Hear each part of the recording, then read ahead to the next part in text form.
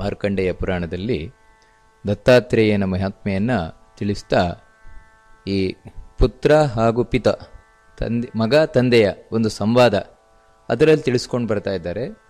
ಅದರಲ್ಲಿ ಕಾರ್ತವೀರ್ಯಾರ್ಜುನ ಯಾವ ರೀತಿ ದತ್ತಾತ್ರೇಯನ ಅನುಗ್ರಹವನ್ನು ಪಡೆದ ಅದನ್ನು ತಿಳಿಸ್ಕೊಂಡು ಬಂದರು. ಅದರ ಮೇಲೆ ಇನ್ನೊಂದು ದತ್ತಾತ್ರೇಯನ ವಿಶೇಷವಾದ ಮಹಾತ್ಮೆಯನ್ನು ತಿಳಿಸ್ತಾರೆ. ಅಲರ್ಕ ಎಂಬಂತಹ ರಾಜನಿಗೆ ದತ್ತಾತ್ರೇಯ ಮಾಡಿದಂತಹ ಅನುಗ್ರಹ ಅದನ್ನು ತಿಳಿಸ್ತಾರೆ. ಆದರೆ ಅದಕ್ಕಿಂತ ಮುಂಚಿತವಾಗಿ ಈ ಅಲರ್ಕ ರಾಜ ಏನಿದ್ದಾನೆ ಅವನು ದತ್ತಾತ್ರೇಯನ ಬಳಿಗೆ ಹೋಗಲಿಕ್ಕೆ ಕಾರಣವಾದದ್ದು ಅವನ ತಾಯಿ ಮದಾಲಸ ಅಂತ. ಈ ಮದಾಲಸಳ ಕಥೆಯನ್ನು ಕೇಳಲೇಬೇಕು.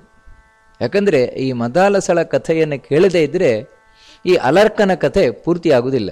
ಯಾಕಂದರೆ ಅಂತಹ ಒಬ್ಬಳು ಅದ್ಭುತಳಾದ ಶ್ರೇಷ್ಠಳಾದ ಸ್ತ್ರೀ ಅವಳು ಮದಾಲಸ ಅಂತ. ಅದನ್ನು ತಿಳಿಸ್ಲಿಕ್ಕೋಸ್ಕರ ಹಿಂದಿನಿಂದ ಕಥೆಯನ್ನು ತಿಳಿಸ್ಕೊಂಡು ಬರ್ತಾರೆ ಈ ಮಾರ್ಕಂಡೇಯ ಪುರಾಣದಲ್ಲಿ. ಆ ಮದಾಲಸ ಅವಳಿಂದ ಅಲರ್ಕ ಯಾವ ರೀತಿ ಹುಟ್ಟಿದ, ಅಲರ್ಕ ದತ್ತಾತ್ರೇಯನ ಬಳಿಗೆ ಹೋಗ್ಲಿಕ್ಕೆ ಅವಳು ಹೇಗೆ ಕಾರಣಲಾದ್ದು, ಇದನ್ನೆಲ್ಲ ತಿಳಿಸ್ಕೊಂಡು ಬರ್ತಾರೆ. ಶತ್ರುಜಿತ್ ಅಂತ ಒಬ್ಬ ರಾಜ ಇದ್ದ. ಆ ಶತ್ರುಜಿತ್ ರಾಜ ಹೆಸರಿಗೆ ಹೇಳುವಂತೆ ಮಹಾಶತ್ರುಗಳನ್ನೆಲ್ಲ ಗೆದ್ದವ, ಇಂದ್ರನನ್ನ ತಾನು ಸೋಮಪಾನದಿಂದ ತೃಪ್ತಿಪಡಿಸಿದವ. ಅಂದರೆ ಬೇಕಾದಷ್ಟು ಸೋಮಯಾಗ ಮುಂತಾದ ಯಾಗಗಳನ್ನೆಲ್ಲ ಮಾಡಿದಂತಹ ಬಹಳ ಒಳ್ಳೆಯ ರಾಜ. ಅವನ ಮಗ ಋತಧ್ವಜ ಅಂತ. ಈ ಋತಧ್ವಜನು ಕೂಡ ಬಹಳ ಒಳ್ಳೆಯ ಮಗ ಇವನು. ಹೇಳ್ತಾರೆ ಅವನು ಖ್ಯಾತಃ ಸರ್ವಲಕ್ಷಣ ಸಂಯುತ ಅಂತ. ಏನು ರಾಜನಾದವನಿಗೆ ಏನು ಲಕ್ಷಣ ಬೇಕೋ, ಒಬ್ಬ ಸತ್ಪುರುಷನಲ್ಲಿ ಏನು ಲಕ್ಷಣಗಳು ಬೇಕೋ ಆ ಎಲ್ಲ ಲಕ್ಷಣಗಳು ಅವನಲ್ಲಿತ್ತಂತೆ. ಬಹಳ ಬುದ್ಧಿವಂತನಾದವ, ವಿನಯವಂತನಾದವ, ಸದಾಚಾರವಂತನಾದವ, ದೊಡ್ಡವರಲ್ಲಿ ಒಳ್ಳೆ ಗೌರವವನ್ನಿಟ್ಟವ, ಒಂದು ಚೂರು ಸಮಯವನ್ನು ವ್ಯರ್ಥ ಮಾಡದವ, ಯಾವಾಗಲೂ ಕೂಡ ಶಾಸ್ತ್ರದ ಅಧ್ಯಯನ, ಶಸ್ತ್ರದ ಅಧ್ಯಯನ, ಯಾರು ಜ್ಞಾನಿಗಳಿದ್ದಾರೆ, ವಿದ್ವಾಂಸರಿದ್ದಾರೆ, ಹಿರಿಯರಿದ್ದಾರೆ ಅವರೊಟ್ಟಿಗೆ ಚರ್ಚೆಯನ್ನು ನಡೆಸ್ತಾ ಇರೋದು. ಅಷ್ಟಲ್ಲದೆ ಯಾರು ಇತರ ರಾಜಕುಮಾರರಿದ್ದಾರೆ ಆ ರಾಜಕುಮಾರರೊಂದಿಗೆ, ಅನೇಕ ಮಂದಿ ರಾಜಕುಮಾರರೊಂದಿಗೆ, ಅನೇಕ ಮಂದಿ ಬ್ರಾಹ್ಮಣ ಕುಮಾರರೊಂದಿಗೆ, ಅನೇಕ ಮಂದಿ ವೈಶ್ಯ ಕುಮಾರರೊಂದಿಗೆ ಎಲ್ಲ ತಾನು ಆಟಾಡುವುದು ಅಂದರೆ ಹಾಗೆ ಅಲ್ಲ, ಅವರಿಗೂ ಜ್ಞಾನವನ್ನು ಕೊಡುವುದು, ತಾನು ಜ್ಞಾನ, ಈ ರೀತಿ ಬಹಳ ಒಳ್ಳೆಯವನಾಗಿದ್ದಂತೆ ಆ ಋತಧ್ವಜ. ಅನೇಕ ಮಂದಿ ತಾನು ಈ ತನ್ನ ವಯಸ್ಸಿನವರೊಂದಿಗೆ, ಬ್ರಾಹ್ಮಣ ಕುಮಾರರು, ಕ್ಷತ್ರಿಯ ಕುಮಾರರು, ವೈಶ್ಯ ಕುಮಾರರು ಅವರೊಟ್ಟಿಗೆಲ್ಲ ಆಟ ಆಡ್ತಾ ಇದ್ದಂತೆ. ಇಂಥ ಸಂದರ್ಭದಲ್ಲಿ ನಾಗಲೋಕದಲ್ಲಿ ಅಶ್ವತರ ಅಂತ ಒಂದು ನಾಗ, ಅನೇಕ ನಾಗಗಳ ಜಾತಿಯಲ್ಲಿ ಅಂದರೆ ಮುಖ್ಯವಾದ ನಾಗಗಳಲ್ಲಿ ಅಶ್ವತರ, ಕಂಬಲ ಅಂತೆಲ್ಲ ಹೇಳ್ಕೊಂಬರ್ತಾರೆ. ಈ ಅಶ್ವತರ ನಾಗನಿಗೆ ಇಬ್ಬರು ಮಕ್ಕಳು. ಆ ಇಬ್ಬರು ಮಕ್ಕಳು ಹೀಗೆ ತಾವು ಭೂಮಿಗೆ ಸಂಚಾರ ಮಾಡ್ಲಿಕ್ಕೆ ಬಂದಿದ್ರಂತೆ. ಅವರಿಗೆ ಈ ಋತಧ್ವಜ ಎಲ್ಲ ಹುಡುಗರೊಟ್ಟಿಗೆ ಆಟ ಆಡ್ತಾ ಇರುವುದನ್ನು ನೋಡಿ ಬಹಳ ಖುಷಿಯಾಗಿ ತಾವು ಕೂಡ ಈ ಬ್ರಾಹ್ಮಣ ಬಾಲಕರ ವೇಷದಲ್ಲಿ ಬಂದ್ರಂತೆ. ಬಂದು ಈ ಋತಧ್ವಜನ ಏನು ಕೂಟ ಇದೆ ಅಲ್ಲಿ ಸೇರ್ಕೊಂಡ್ರಂತೆ. ಸೇರ್ಕೊಂಡು ಇವರು ಆಟ ಆಡ್ಲಿಕ್ಕೆ ಶುರು ಮಾಡಿದ್ರಂತೆ. ಈ ರೀತಿ ಆಟ ಆಡ್ತಾ ಈ ಋತಧ್ವಜ ಏನಿದ್ದಾನೆ, ಯಾರು ಬರ್ತಾರೋ ಹುಡುಗರು, ಆ ಎಲ್ಲ ಹುಡುಗರಿಗೆ ಏನು ಸತ್ಕಾರವನ್ನು ಮಾಡ್ತಾನೆ, ಏನು ಅವರೊಟ್ಟಿಗೆ ಪ್ರೀತಿ ಮಾಡ್ತಾನೆ, ಇದನ್ನೆಲ್ಲ ನೋಡಿ ಅವರು ಎಷ್ಟೊಂದು ಹಚ್ಕೊಂಡು ಬಿಟ್ರು ಅಂತ ಹೇಳಿದ್ರೆ, ಆ ಎರಡು ನಾಗಕುಮಾರರು ಎಷ್ಟು ಹಚ್ಕೊಂಡ್ರು ಅಂದರೆ ಅವರು ಪಾತಾಳಕ್ಕೆ ರಾತ್ರಿ ಹೋದರೂ ಕೂಡ ಯಾವಾಗ ಮಾರನೇ ದಿನ ಬೆಳಗ್ಗೆ ಆಗತ್ತೆ ಅಂತ ಕಾಯೋದಂತೆ. ಬೆಳಗ್ಗೆ ಆದ ಕೂಡಲೇ ಮತ್ತೆ ಓಡಿ ಬರೋದಂತೆ. ಈ ಋತಧ್ವಜನೊಟ್ಟಿಗೆ ತಾವು ಆಟ ಆಡಬೇಕು, ಇವನೊಟ್ಟಿಗೆ ಇರಬೇಕು ಅಂತ. ಹೀಗೆ ಅನೇಕ ದಿನ ಕಳೀತಂತೆ. ಎಲ್ಲಿವರೆಗೆ ಅಂದರೆ ರಾತ್ರಿ ಹೋದರೂ ಕೂಡ ಅವರಿಗೆ ರಾತ್ರಿ ಹಾಗೆ ಇರ್ಲಿಕ್ಕಾಗಲ್ವಂತೆ, ಇವನನ್ನು ಬಿಟ್ಟಿರ್ಲಿಕ್ಕಾಗಲ್ವಂತೆ ಋತಧ್ವಜನನ್ನು, ಯಾಕಂದ್ರೆ ಅಷ್ಟು ಒಳ್ಳೆಯ ಅವನು. ಇದನ್ನು ಗಮನಿಸ್ತಾ ಇದ್ದಂತಹ ಅಶ್ವತರ ಏನಿದ್ದಾನೆ, ಈ ನಾಗಗಳ ಎರಡು ನಾಗಕುಮಾರರಿಂದಾರ ಅವರಪ್ಪ, ಅವನು ಕೇಳ್ತಾನೆ, ಅಲ್ಲ ಮಕ್ಕಳೇ, ನಿಮ್ಮನ್ನು ನಾ ಹಗಲಲ್ಲಿ ನೋಡುವುದಿಲ್ವಲ್ಲ, ಎಲ್ಲಿ ಹೋಗ್ತೀರಿ ನೀವು, ಹಗಲಲ್ಲಿ ಎಲ್ಲಿ ಹೋಗ್ತೀರಿ, ನನಗೆ ಕಾಣೋದಿಲ್ವಲ್ಲ, ರಾತ್ರಿ ಮಾತ್ರ ಬರ್ತೀರಲ್ವ ನೀವು ಅಂತ ಕೇಳಿದಾಗ ಆ ಎರಡು ಹುಡುಗರು ಕೂಡ ಹೇಳ್ತಾರೆ, ಇಲ್ಲಪ್ಪ ನಾವು ಈ ರೀತಿ ಆ ಭೂಲೋಕಕ್ಕೆ ಹೋಗಿದಾಗ ಋತಧ್ವಜವನ್ನು ನೋಡಿದ್ವು. ಆ ಋತಧ್ವಜನನ್ನು ನೋಡಿ ಅವನ ಒಂದು ಗುಣಗಳೇನಿದೆ, ಅವನ ಗುಣ, ಅವನ ರೂಪ, ಅವನ ಪ್ರತಿಯೊಂದರಿಂದ ನಾವು ಬಹಳಷ್ಟು ಆಕರ್ಷಿತರಾಗಿಬಿಟ್ಟಿದ್ದೇವೆ. ನಮ್ಗೆ ಅವನನ್ನು ಬಿಟ್ಟಿರ್ಲಿಕ್ಕಾಗೋಲ್ಲ, ಅಂಥ ಸ್ನೇಹ ಬೆಳೆದು ಬಿಟ್ಟಿದೆ ನಮಗೆ. ಅವನು ಕೂಡ ಅಷ್ಟೇ, ನಮಗೆ ಹಾಗೇ ಉಪಚಾರವನ್ನು ಮಾಡ್ತಾನೆ, ಅಷ್ಟೇ ಒಳ್ಳೆಯ ಸ್ನೇಹಿತನಾಗಿದ್ದಾನೆ ಅವನಪ್ಪ. ಅವನ ಸ್ನೇಹವನ್ನು ನಮಗೆ ಬಿಟ್ಟಿರ್ಲಿಕ್ಕೆ ಆಗೋಲ್ಲ ಅಂತ ಆಗ್ತಾ ಇದೆ. ಅದಕ್ಕೋಸ್ಕರ ನಾವು ಮತ್ತೆ ಮತ್ತೆ ಮತ್ತೆ ಅಲ್ಲಿ ಹೋಗ್ತಾ ಇದ್ದೇವೆ ಅಂತ ಆ ಎರಡು ನಾಗಕುಮಾರರು ಹೇಳಿದಾಗ ಆ ಅಶ್ವತರ ಹೇಳ್ತಾನೆ, ಬಹಳ ಒಳ್ಳೆಯ ಮಾತನ್ನು ಹೇಳ್ತಾನೆ, ಧನ್ಯ ಧನ್ಯ ಅಂತ. ಯಾರಿಗೆ ಧನ್ಯ ಅಂತ ಹೇಳ್ತಾ ಇರೋದು ಅಂದರೆ, ಪುತ್ರ ಪುಣ್ಯವತೋ ಧನ್ಯ ಸ ಯಸ್ಯೇವಂ ಭವದ್ವಿಧೈ ಪರೋಕ್ಷಸ್ಯಾಪಿ ಗುಣಿಭಿಃ ಕ್ರಿಯತೆ ಗುಣಕೀರ್ತನಂ, ನಿಜವಾಗಲೂ ಕೂಡ ಧನ್ಯ ಧನ್ಯ. ಯಾರು ಅಂತ ಹೇಳಿದರೆ ಆ ಋತಧ್ವಜನ ತಂದೆ ಅಂತ ಹೇಳ್ತಾರೆ. ಋತಧ್ವಜನ ತಂದೆ ಧನ್ಯ. ಯಾಕೆ ಅಂತ ಹೇಳಿದರೆ ಆ ಯಾರ ಅವನ ಮಗ ಇದ್ದಾನಲ್ವ, ಆ ಋತಧ್ವಜನ ತಂದೆ ಇದು ಶತ್ರುಜಿತು. ಆ ಶತ್ರುಜಿತ್ ಮಗನಾದಂತಹ ಋತಧ್ವಜನ ಗುಣಗಾನವನ್ನು ಅವನ ಎದುರಲ್ಲ, ಅವನ ಹಿಂದೆಯೂ ಮಾಡ್ತಿರಲ್ವ ನೀವು. ನಿಜವಾಗಲೂ ಇದು ಬೇಕಾದದ್ದು ಅಂತ. ಎದರಲ್ಲಿ ಹೊಗಳುವುದು ಮುಖ್ಯ ಅಲ್ಲ. ಮಿತ್ರರಾದವರು ಬೇಕಾದಷ್ಟು ಜನ ಇರ್ತಾರೆ, ಫ್ರೆಂಡ್ಸ್ಗಳು. ಅವ್ರೇನು ಅಂದರೆ ಎದರಲ್ಲೂ ಹೊಗಳುತ್ತಾ ಇರ್ತಾರೆ. ಯಾಕಂದರೆ ಅವನಿಂದ ಏನು ಸಿಗತ್ತೆ ತಗೊಳ್ಳೋಣ ಅಂತ, ದುಡ್ಡು ಸಿಕ್ಕಿದ್ರೆ ದುಡ್ಡು, ಕಾಸು ಏನು ಸಿಗುತ್ತೋ ಅದನ್ನು ತಗೊಳ್ಳೋಣ ಅಂತ. ಹಿಂದಿನಿಂದ ಮಿತ್ರನನ್ನು ಹೊಗಳುವವರು ಎಷ್ಟು ಮಂದಿ ಮಿತ್ರರಿರ್ತಾರೆ. ನಿಜವಾಗಲೂ ಕೂಡ ನಿಮ್ಮಂಥ ಮಿತ್ರರಿಂದಲೂ ಹಿಂದಿನಿಂದಲೂ ಇಷ್ಟು ಚೆನ್ನಾಗಿ ಹೊಗಳಿಸಲ್ಪಡ್ತಾನೆ ಅಂತ ಹೇಳಿದ್ರೆ ಆ ಋತಧ್ವಜ ನಿಜವಾಗ್ಲೂ ಅವರಪ್ಪ ಏನು ಪುಣ್ಯ ಮಾಡಿದ್ದಾರೆ ಇಂಥ ಮಗನನ್ನು ಪಡೀಲಿಕ್ಕೆ. ಯಾಕೆ ಅಂತ ಹೇಳಿದರೆ ಸಂತಿ ಶಾಸ್ತ್ರವಿದೋ ಶೀಲಾಹ ಸಂತಿ ಮೂರ್ಖಾಹ ಸುಶೀಲಿನಃ. ಲೋಕದಲ್ಲಿ ಎರಡು ಥರದವರು ಇರ್ತಾರೆ. ಕೆಲವರು ಏನು ಅಂತ ಹೇಳಿದ್ರೆ ದೊಡ್ಡ ಪಂಡಿತರು, ಚೆನ್ನಾಗಿ ತಿಳ್ಕೊಂಡಿರ್ತಾರೆ, ಬಹಳ ಒಳ್ಳೆ ತಿಳ್ಕೊಂಡಿರ್ತಾರೆ, ಶಾಸ್ತ್ರವಿಧ. ಆದರೆ ಏನು ಮಾಡ್ತೀರಿ, ನಡತೆ ಚೆನ್ನಾಗಿರೋಲ್ಲ. ದೊಡ್ಡ ಪಂಡಿತರು ಆದರೆ ನಡತೆ ಚೆನ್ನಾಗಿರೋಲ್ಲ. ಅಂದರೆ ಎಲ್ಲ ಪಂಡಿತರು ನಡತೆ ಚೆನ್ನಾಗಿರೋಲ್ಲ ಅಂತ ಅರ್ಥ ಅಲ್ಲ. ನಡತೆ ಚೆನ್ನಾಗಿರುವಂತಹ ಪಂಡಿತರು ಇರ್ತಾರೆ, ನಡತೆ ಚೆನ್ನಾಗಿಲ್ಲದೆ ಇರುವಂತಹ ಪಂಡಿತರು ಇರ್ತಾರೆ. ತಿಳ್ಕೊಂಡಿದ್ದಾರೆ, ನಡತೆ ಸರಿ ಇಲ್ಲ. ಇನ್ನು ಕೆಲವರು ಇರ್ತಾರೆ ಮೂರ್ಖರು. ಮೂರ್ಖರು ಅಂದ್ರೆ ಅವ್ರಿಗೇನು ಶಾಸ್ತ್ರಜ್ಞಾನ ಏನಿಲ್ಲ, ಆದರೆ ಪಾಪ ನಡತೆ ಮಾತ್ರ ಚೆನ್ನಾಗಿರ್ತದೆ ಅವರದ್ದು. ಅಂದರೆ ಈ ರೀತಿ ಅಂದರೆ ಎರಡೂ ಒಟ್ಟಿಗೆ ಸೇರುವುದು ಬಹಳ ವಿರಳ. ನಡತೆಯೂ ಚೆನ್ನಾಗಿರುವಂಥದ್ದು, ಒಳ್ಳೆ ಪಾಂಡಿತ್ಯವೂ ಇರುವಂತಹದ್ದು, ಇದೆರಡೂ ಸಿಗೋದು ಬಹಳ ಕಷ್ಟ. ಯಾಕಂತ ಹೇಳಿದ್ರೆ ಯಾವಾಗ ಮನುಷ್ಯನಿಗೆ ಪಾಂಡಿತ್ಯ ಬರ್ತದೆ ಅವಾಗ ಬರುವುದೇ ಅಹಂಕಾರ. ವಿನಯ ಬರೋಲ್ಲ, ಅಹಂಕಾರ ಬರ್ತದೆ. ನನಗೇನು ಗೊತ್ತಿದೆ ಅಂತ ತಿಳಿಯುವುದಕ್ಕಿಂತಲೂ ಅವನಿಗೇನು ಗೊತ್ತಿದೆ ಇವನಿಗೇನು ಗೊತ್ತಿದೆ ಅಂತಲೇ ಹೆಚ್ಚಾಗಿ ಹೋಗ್ಬಿಡ್ತದೆ. ಅದೇ ರೀತಿ ಪಾಪ ಗೊತ್ತಿಲ್ಲದೆ ಇರುವವರು ಏನಿರ್ತಾರೆ, ಅವರಲ್ಲಿ ಒಂದಿರ್ತದೆ ಏನಂದರೆ ನಮಗೇನು ಗೊತ್ತಿಲ್ಲ, ನಮಗೇನು ಗೊತ್ತಿಲ್ಲ. ಅದಕ್ಕಾಗಿ ನೋಡಿ, ನನಗೆ ಅವರಲ್ಲೇನಿದೆ ಇವರಲ್ಲೇನಿದೆ ಅಂತ ಲೆಕ್ಕಾಚಾರ ಮಾಡ್ಲಿಕ್ಕೆ ಹೋಗಲ್ಲ ಅವರು, ಅಹಂಕಾರ ಪಡ್ಲಿಕ್ಕೆ ಹೋಗಲ್ಲ. ಯಾಕಂದರೆ ಅಹಂಕಾರ ಪಡ್ಲಿಕ್ಕೆ ಏನಿಲ್ಲ. ಅಯ್ಯೋ ಸ್ವಾಮಿ ನಮಗೇನು ಗೊತ್ತಿದೆ. ನೋಡಿ, ಇದು ಒಳ್ಳೆ ಒಂದು ನಡತೆ. ಇದೆರಡೂ ಒಟ್ಟಿಗೆ ಸೇರುವುದು ಎಲ್ಲಿರ್ತದೆ? ವಿದ್ಯೆ ವಿನಯ ಈ ಎರಡೂ ಎಲ್ಲಿ ಸೇರಿರ್ತದೆ? ಖಂಡಿತ ಋತಧ್ವಜನಲ್ಲಿದೆ ಅಂತ ಹೇಳ್ತಾರೆ. ಅಪ್ಪ ಹೇಳ್ತಾನೆ, ಇವರು ಅಶ್ವತ್ಥರ ಹೇಳುವಂಥದ್ದು, ಶಾಸ್ತ್ರಶೀಲೆ ಸಮಂ ಮನ್ಯೇ ಯಸ್ಮಿನ್ ಧನ್ಯತರಂ ತುತಂ ಯಸ್ಯ ಮಿತ್ರ ಗುಣಾನ್ ಮಿತ್ರಾಣ್ಯಮಿತ್ರಾಶ್ಚ ಪರಾಕ್ರಮಂ ಕಥಯಂತಿ ಸದಾ ಸತ್ಸು ಪುತ್ರವಾಂಸ್ತೇನ ವೈಪಿತ. ನಿಜವಾಗ್ಲೂ ಆ ಋತಧ್ವಜನಲ್ಲಿ ಒಳ್ಳೆಯ ಶೀಲವೂ ಇದೆ, ಒಳ್ಳೆಯ ನಡತೆಯೂ ಇದೆ ಅವನಲ್ಲಿ, ಒಳ್ಳೆಯ ವಿದ್ಯೆ, ಶಾಸ್ತ್ರ ಪಾಂಡಿತ್ಯ, ಶಸ್ತ್ರ ಪಾಂಡಿತ್ಯ ಎಲ್ಲವೂ ಇದೆ ಅವನಲ್ಲಿ, ಖಂಡಿತ ಇದೆ ಅವನಲ್ಲಿ. ಯಾವತ್ತೂ ಇಬ್ರು ಎರಡನ್ನು ಹೊಗಳಬೇಕಂತೆ. ಯಾರು ನಮಗಾಗುವವರು ಅಂತಿದ್ದಾರೆ, ಮಿತ್ರರು ಅಂತಿದ್ದಾರೆ. ಮಿತ್ರರು ಯಾವಾಗ ಹಿಂದಿನಿಂದ ಒಬ್ಬ ವ್ಯಕ್ತಿಯನ್ನು ಹೊಗಳ್ತಾರೆ, ಅದೇ ರೀತಿ ಯಾವುದನ್ನು ಹೊಗಳುವುದು ಅಂದರೆ ಗುಣಗಳನ್ನು, ಒಬ್ಬ ವ್ಯಕ್ತಿಯ ಗುಣಗಳನ್ನು ಅವನ ಫ್ರೆಂಡ್ಸ್ ಮಿತ್ರರಾದವರು ಹಿಂದಿನಿಂದ ಹೊಗಳ್ತಾರೆ. ವಾ ಎಷ್ಟು ಒಳ್ಳೆಯವನು ಗೊತ್ತುಂಟ ಅವನೊಂದು.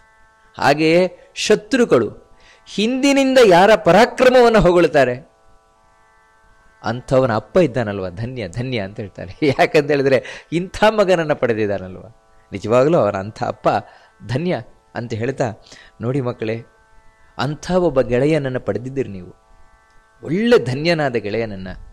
ಅವನಿಗೆ ಅಷ್ಟೆಲ್ಲ ಅವನಿಂದ ನೀವು ಉಪಚಾರ ಮಾಡಿಸ್ಕೊಂಡು ಕೂಡ ಅವನಿಗೇನೂ ಮಾಡ್ಲಿಕ್ಕೆ ನೀವು ಇಷ್ಟಪಡಲಿಲ್ವ? ನೋಡಿ, ಅಂಥ ಗೆಳೆಯ ಸಿಗದಾಗ ಅವನಿಗೇನು ಸಾಧ್ಯ ಉಂಟೋ ಅದನ್ನೆಲ್ಲ ನಾವು ಉಪಕಾರ ಮಾಡಬೇಕು, ಸಹಾಯವನ್ನು ಮಾಡಬೇಕು. ಹೇಳ್ರಿ, ಅವರಲ್ಲಿ ಏನು ಕಮ್ಮಿ ಇದೆ ಹೇಳಿ, ಅವನಿಗೇನು ಕಮ್ಮಿ ಇದೆ ಹೇಳಿ, ನಾವು ಅದನ್ನು ಮಾಡೋಣ, ಕೊಡೋಣ. ಯಾಕಂದರೆ ನಮ್ಮ ನಾಗಲೋಕದಲ್ಲಿ ಬೇಕಾದಷ್ಟು ಸಂಪತ್ತಿದೆ, ಅವನಿಗೆ ಕೊಡೋಣ ನಾವು ಅಂತ ಹೇಳ್ತಾರೆ. ಅದಕ್ಕೆ ಆ ಎರಡು ನಾಗಕುಮಾರರು ಹೇಳ್ತಾರಪ್ಪ, ಅವನತ್ರ ಏನಿದೆ ಅದು ನಮ್ಮ ಹತ್ರ ಇಲ್ಲ ಅಂತ ಹೇಳ್ತಾರೆ. ಅವನತ್ರ ಎಲ್ಲವೂ ಇದೆಯಪ್ಪ, ಅವರಿಗೆ ಯಾವುದೂ ಕಮ್ಮಿ ಇಲ್ಲ, ಬೇಕಾದಷ್ಟು ಸಂಪತ್ತಿದೆ, ಅದಿದೆ ಇದಿದೆ. ಎಲ್ಲಿವರೆಗೆ ಅಂತ ಹೇಳಿದರೆ ಕಡೆಗೆ ಅವನಿಗೆ ಜ್ಞಾನ ಕಮ್ಮಿ ಇದೆ, ಜ್ಞಾನ ಕೊಡೋಣ ಅಂತ ಹೇಳಿದರೆ ಹಾಗಲ್ಲ, ಉಳಿದವರ ಸಂಶಯವನ್ನು ಇವನೇ ಪರಿಹಾರ ಮಾಡ್ತಾನೆ ಅಂತ ಹೇಳ್ತಾನೆ. ಅಂದರೆ ಎಂಥ ಬ್ರಿಲಿಯಂಟ್ ಇದ್ದಾನವನು, ಎಂಥ ಬುದ್ಧಿವಂತ ಇದ್ದಾನೆ ಅಂತ ಹೇಳಿದ್ರೆ, ಇಡೀ ನಾವು ಸಾವಿರಾರು ನಾವು ಗೆಳೆಯರಿದ್ದರೂ ಕೂಡ ನಮಗೆ ಏನೇ ಸಂಶಯ ಬರಲಿ, ಏನೇ ಡೌಟ್ ಬರಲಿ, ಅವನ ಹತ್ರನೇ ಕೇಳೋದು. ಆ ಎಲ್ಲವನ್ನು ಪರಿಹಾರ ಮಾಡ್ತಾನಪ್ಪ. ಇನ್ನೇನು ನಮ್ಮಲ್ಲಿ ಕೊಡ್ಲಿಕ್ಕೆ ಏನಿದೆ ಅವನಿಗೆ ಅಂತ ಹೇಳ್ತಾನೆ. ಆದರೆ ಒಂದು ಮಾತ್ರ ಅಪ್ಪ ಅವನಿಗೆ ಕೊರತೆ ಇದೆ ಅಂತ ಹೇಳ್ತಾನೆ. ಒಂದು ಕೊರತೆ ಇದೆ ಅವನಲ್ಲಿ. ಆದರೆ ಆ ಕೊರತೆಯನ್ನು ನಾವಲ್ಲ, ಯಾರೂ ಪರಿಹಾರ ಮಾಡಲಿಕ್ಕೆ ಹೋಗಲ್ಲ. ಬ್ರಹ್ಮ ವಿಷ್ಣು ಮಹೇಶ್ವರರು ಅವನ ಆ ಕೊರತೆಯನ್ನು ಪರಿಹಾರ ಮಾಡ್ಬೋದಪ್ಪ, ಇನ್ನು ಯಾರಿಂದಲೂ ಸಾಧ್ಯ ಇಲ್ಲ ಅಂತ ಹೇಳ್ತಾರೆ. ಇದನ್ನು ಕೇಳಿ ಅಪ್ಪ ಅಶ್ವತ್ಥರ ಹೇಳ್ತಾನೆ ಆ ಎರಡು ನಾಗಕುಮಾರರಿಗೆ, ಏನದು ಅಸಾಧ್ಯ ಅಂತ ಹೇಳಬೇಡಿ. ಯಾಕಂದ್ರೆ ನೋಡಿ ಮಕ್ಕಳೇ, ಅಸಾಧ್ಯಂ ಅಥವಾ ಸಾಧ್ಯಂ ಕಿಂಚ ಸಾಧ್ಯಂ ವಿಪಶ್ಚಿತಾಂ. ಅಸಾಧ್ಯ ಅನ್ನುವುದೇನಿದೆ ಅದು ಯಾವತ್ತೂ ಜ್ಞಾನಿಗಳಲ್ಲಿರೋಲ್ಲ. ಅಸಾಧ್ಯ ಸಾಧ್ಯ ಇದೆಲ್ಲ ಹೇಗಂತ ಹೇಳಿದ್ರೆ ಜ್ಞಾನಿಗಳನ್ನು ಅವಲಂಬಿಸಿಕೊಂಡಿದೆ. ದೇವತ್ವಂ ಅಮರೇಶತ್ವಂ ತದ್ಭೂಚ್ಯತ್ವಂ ತ ಮಾನವಾಹ ಪ್ರಯಾಂತಿ ವಾಂಛಿತಂ ಚಾನ್ಯಂ ದೃಢಂ ವೈ ವ್ಯವಸಾಯಿನಃ. ನೋಡಿ, ದೇವತ್ವವನ್ನು ಪಡಿಬಹುದು, ಬೇಕಿದ್ರೆ ಅಮರತ್ವವನ್ನು ಪಡಿಬಹುದು, ಎಲ್ಲವೂ ಸಾಧ್ಯ. ಯಾವುದರಿಂದ ಗೊತ್ತುಂಟಾ? ಪ್ರಯತ್ನದಿಂದ. ಪ್ರಯತ್ನ ಇಲ್ಲದೆ ನಾವು ಏನನ್ನೂ ಗಳಿಸ್ಲಿಕ್ಕಾಗಲ್ಲ. ಅಂದರೆ ಮನುಷ್ಯ ಪ್ರಯತ್ನ ಬೇಕು, ದೈವಾನುಗ್ರಹ ಬೇಕು. ಈ ಎರಡೂ ಇದ್ದಾಗ ಅದರೊಟ್ಟಿಗೆ ನಮಗೆ ಯೋಗ್ಯತೆ ಬೇಕು. ಈ ಮೂರು ಒಟ್ಟಿಗೆ ಸೇರಿತು ಅಂತ ಹೇಳಿದ್ರೆ, ಅಂದರೆ ಪಡೆಯುವ ಯೋಗ್ಯತೆ ಇದೆ, ಪ್ರಯತ್ನವನ್ನು ಮಾಡಿದೆ, ದೈವಾನುಗ್ರಹ ಇದೆ, ಖಂಡಿತವಾಗಿಯೂ ಸಿಕ್ಕೇ ಸಿಗತ್ತೆ. ಇಲ್ಲ ಅಂತ ಆಗುವುದಿಲ್ಲ ಮಕ್ಕಳೇ. ಅದಕ್ಕಾಗಿ ನಾವು ಕೈ ಕಟ್ಟಿ ಕೂತ್ಕೊಳ್ಳೋದಲ್ಲ, ಅಯ್ಯೋ ನಮಗಾಗೋಲ್ಲ ಅಂತ ಹೇಳೋದಲ್ಲ. ಯಾಕಂತ ಹೇಳಿದ್ರೆ, ನಾವಿಜ್ಞಾತಂ ನಚಾಗಮ್ಯ ನಾಪ್ರಾಪ್ಯಂ ದಿವಿ ಚೈವಾಹ್ವ ಉದ್ಯತಾನ ಮನುಷ್ಯಾಣಂ ಯತ ಚಿತ್ತೇಂದ್ರಿಯಾತ್ಮನಾಂ. ಇಲ್ಲಿ ಮನುಷ್ಯನಿಗೆ ಅಸಾಧ್ಯವಾದದ್ದೇನಿಲ್ಲ, ಎಲ್ಲವನ್ನ ಗಳಿಸ್ಲಿಕ್ಕೆ ಸಾಧ್ಯ ಉಂಟು. ಮುಖ್ಯ ಏನು ಬೇಕಾಗದು ಗೊತ್ತಾ ಮಕ್ಕಳೇ? ಇಂದ್ರಿಯ ನಿಗ್ರಹ ಬೇಕು, ಮನೋನಿಗ್ರಹ ಬೇಕು. ಈ ಇಂದ್ರಿಯ ನಿಗ್ರಹ ಮನೋನಿಗ್ರಹ ಇತ್ತು ಅಂತ ಹೇಳಿದರೆ ಮನುಷ್ಯ ಎಲ್ಲವನ್ನ ಸಂಪಾದನೆ ಮಾಡ್ಬೋದು. ಅದು ಇದು ಮನುಷ್ಯರಿಗೆ ಏನು ಹೇಳಿದರೆ ನೋಡಿ, ಲೋಕದಲ್ಲಿ ಎಷ್ಟು ಚಂದವಾಗಿ ಹೇಳ್ತಾನೆ ಅಂದರೆ, ಇರುವೆಗಳು ನಡ್ಕೊಂಡು ನಡ್ಕೊಂಡು ಸಾವಿರಾರು ಮೈಲಿ ಹೋಗ್ತವೆ, ಸಾವಿರಾರು ಮೈಲಿ ಹೋಗ್ತವೆ ಇರುವೆಗಳು. ಹೀಗೆ ಐತಿ ಹೇಳ್ತಾನೆ, ಯೋಜನಾನಾಂ ಸಹಸ್ರಾಣಿ ಯಾಂತಿ ಗಚ್ಚನ್ ಪಿಪೀಲಿಕಃ. ಆದರೆ ಗರುಡ ಇದ್ದಾನಲ್ವಾ, ಮನೋವೇಗದಲ್ಲಿ ಹಾರುವಂತಹ ಗರುಡ ಕೂತಲ್ಲೇ ಕೂತಿದ್ದ ಅಂತ ಹೇಳಿದರೆ ಎಷ್ಟು ದೂರವೂ ಹೋಗಲ್ಲ.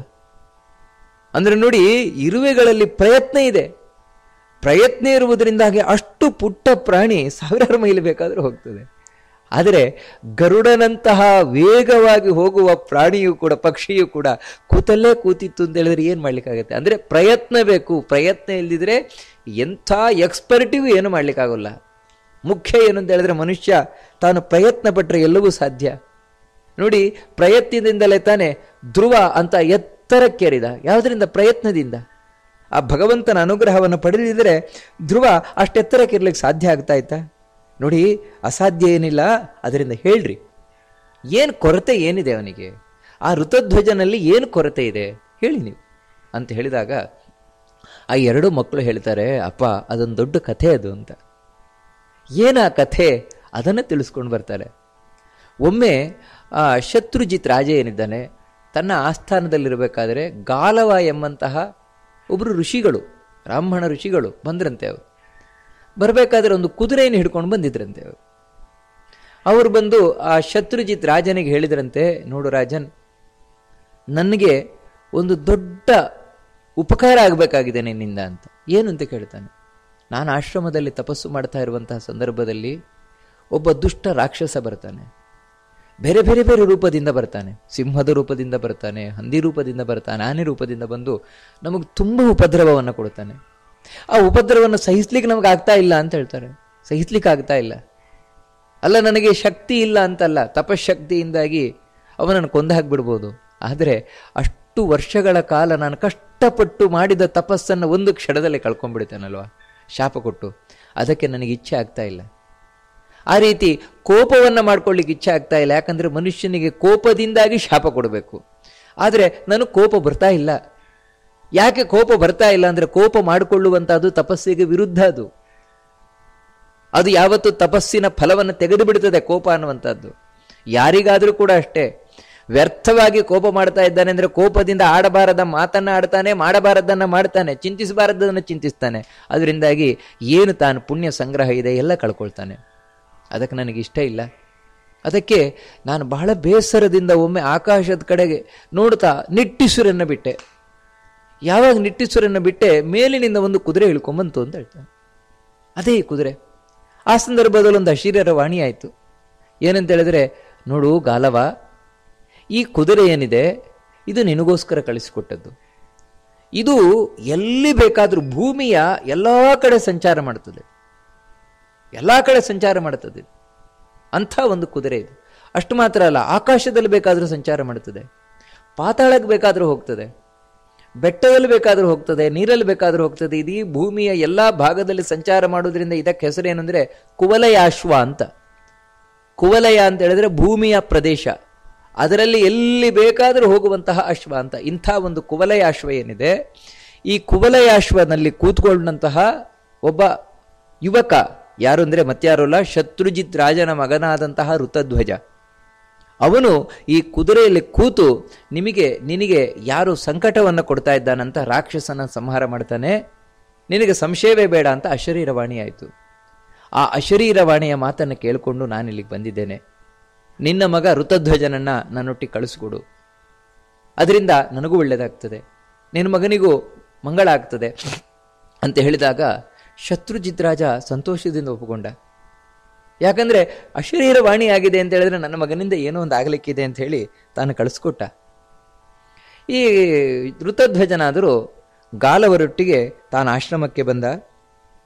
ಆಶ್ರಮಕ್ಕೆ ಬಂದು ಕಾಯ್ತಾ ಕೂತ, ಯಾವಾಗ ಬರ್ತದೆ ಅಂತ. ಅದಕ್ಕೆ ಸರಿಯಾಗಿ ಹಂದಿಯ ರೂಪದಿಂದ ಆ ರಾಕ್ಷಸ ಬಂದ. ಹಂದಿಯ ರೂಪದಿಂದ ಬಂದು ಇಡೀ ಆಶ್ರಮಕ್ಕೆ ಯಾವಾಗ ಅವನ ಉಪದ್ರವವನ್ನು ಕೊಡ್ಲಿಕ್ಕೆ ಶುರು ಮಾಡಿದ, ಋಷಿಗಳೆಲ್ಲ ಬೊಬ್ಬೆ ಹೊಡೆದ್ರು, ಓ ಬಂದಿದ್ದಾನೆ ಅಂತ. ಕೂಡಲೇ ಈ ಋತಧ್ವಜ ಒಂದು ಅರ್ಧ ಚಂದ್ರಾಕಾರದ ಬಾಣವನ್ನು ಗುರಿಯಿಟ್ಟು ಆ ಹಂದಿಗೆ ಹೊಡೆದ. ಸರಿ ಹಂದಿಗೆ ಹೋಗಿ ತಾಗಿತ್ತಂತೆ. ಆ ಬಾಣದ ಪೆಟ್ಟನ್ನು ಸಹಿಸ್ಲಿಕ್ಕಾಗದೆ ಕೂಡಲೇ ಓಡ್ಲಿಕ್ಕೆ ಶುರು ಮಾಡಿದ. ಹಂದಿ ಓಡ್ಲಿಕ್ಕೆ ಶುರು ಮಾಡಿದ, ಆದರೆ ಬಿಡಲಿಲ್ಲ. ಈ ಋತಧ್ವಜ ಹಂದಿಯನ್ನು ಬಿಡದೆ ಆ ಕುವಲಯಾಶ್ವ ಕುದುರೆ ಏನಿದೆ ಅದನ್ನು ಏರಿ ಹಿಂಬಾಲಿಸ್ಕೊಂಡು ಹೋದ. ಆ ಹಂದಿ ಓಡಿತು, ಭೂಮಿಯ ಎಲ್ಲ ಕಡೆ ತಿರುಗಿ ಕಡೆಗೆ ಅಲ್ಲೊಂದು ದೊಡ್ಡ ಗುಂಡಿ ಇತ್ತಂತೆ, ಆಳವಾದ ಗುಂಡಿ. ಆ ಗುಂಡಿ ಒಳಗೆ ಬಿತ್ತಂತೆ. ಇವನು ಬಿಡಲಿಲ್ಲ, ಹಿಂದಿನಿಂದ ಅದನ್ನು ಅಟ್ಟಿಸಿಕೊಂಡು ಹೋದವನೇ ಆ ಗುಂಡಿ ಯಾವ ಗುಂಡಿಗೆ ಬಿತ್ತು ಆ ಗುಂಡಿಗೆ ಇವನು ಹೋಗಿ ಬಿದ್ದ. ಅದು ನೋಡಿದ್ರೆ ಬರೀ ಗುಂಡಿ ಅಲ್ಲ, ಅದು ಪಾತಾಳದವರೆಗೆ ಹೋಗುವ ಗುಂಡಿ. ಅದು ಸೀದಾ ಪಾತಾಳದ ತನಕ ಹೋಯ್ತಂತೆ. ಆ ಪಾತಾಳದ ಸೀದಾ ಕೆಳಗಿನವರೆಗೆ ಹೋಗಿ ನೋಡ್ತಾನೆ, ಅಲ್ಲಿ ಒಂದು ಪಟ್ಟಣ ಕಾಣಿಸ್ತಾ ಇದೆ ಅವನಿಗೆ. ಪಾತಾಳದಲ್ಲಿ ಒಂದು ಪಟ್ಟಣ ಕಾಣಿಸ್ತಾ ಇದೆ, ಆದರೆ ಯಾರೂ ಜನ ಇಲ್ಲ. ಆ ಪಟ್ಟಣದಲ್ಲಿ ಯಾರ್ಯಾರೂ ಇಲ್ಲ, ಖಾಲಿ. ಆದರೆ ಎಂಥ ಅದ್ಭುತವಾದ ಪಟ್ಟಣ ಅಂತ ಹೇಳಿದ್ರೆ ಸುವರ್ಣ ಗೋಪುರಗಳಂತೆ. ಎಲ್ಲಿ ನೋಡಿದ್ರು ಸುವರ್ಣ ಗೋಪುರಗಳು, 100 ಮನೆಗಳು. ಅಂದರೆ ಮನೆ ಅಂತ ಹೇಳಿದ್ರೆ ಅಂಥದ್ದಲ್ಲ, ಮತ್ತೆ ಮಹಡಿ ಮನೆಗಳು, ಕೋಟೆ ಬೇರೆ ಇದೆ. ಇಷ್ಟೆಲ್ಲ ಕೂಡಿಕೊಂಡಿರುವಂತಹ ಪಟ್ಟಣ, ಆದರೆ ಆ ಪಟ್ಟಣದಲ್ಲಿ ಯಾರೂ ಇಲ್ಲ. ಇವನಿಗೆ ಬಹಳ ಆಶ್ಚರ್ಯ ಆಯಿತು.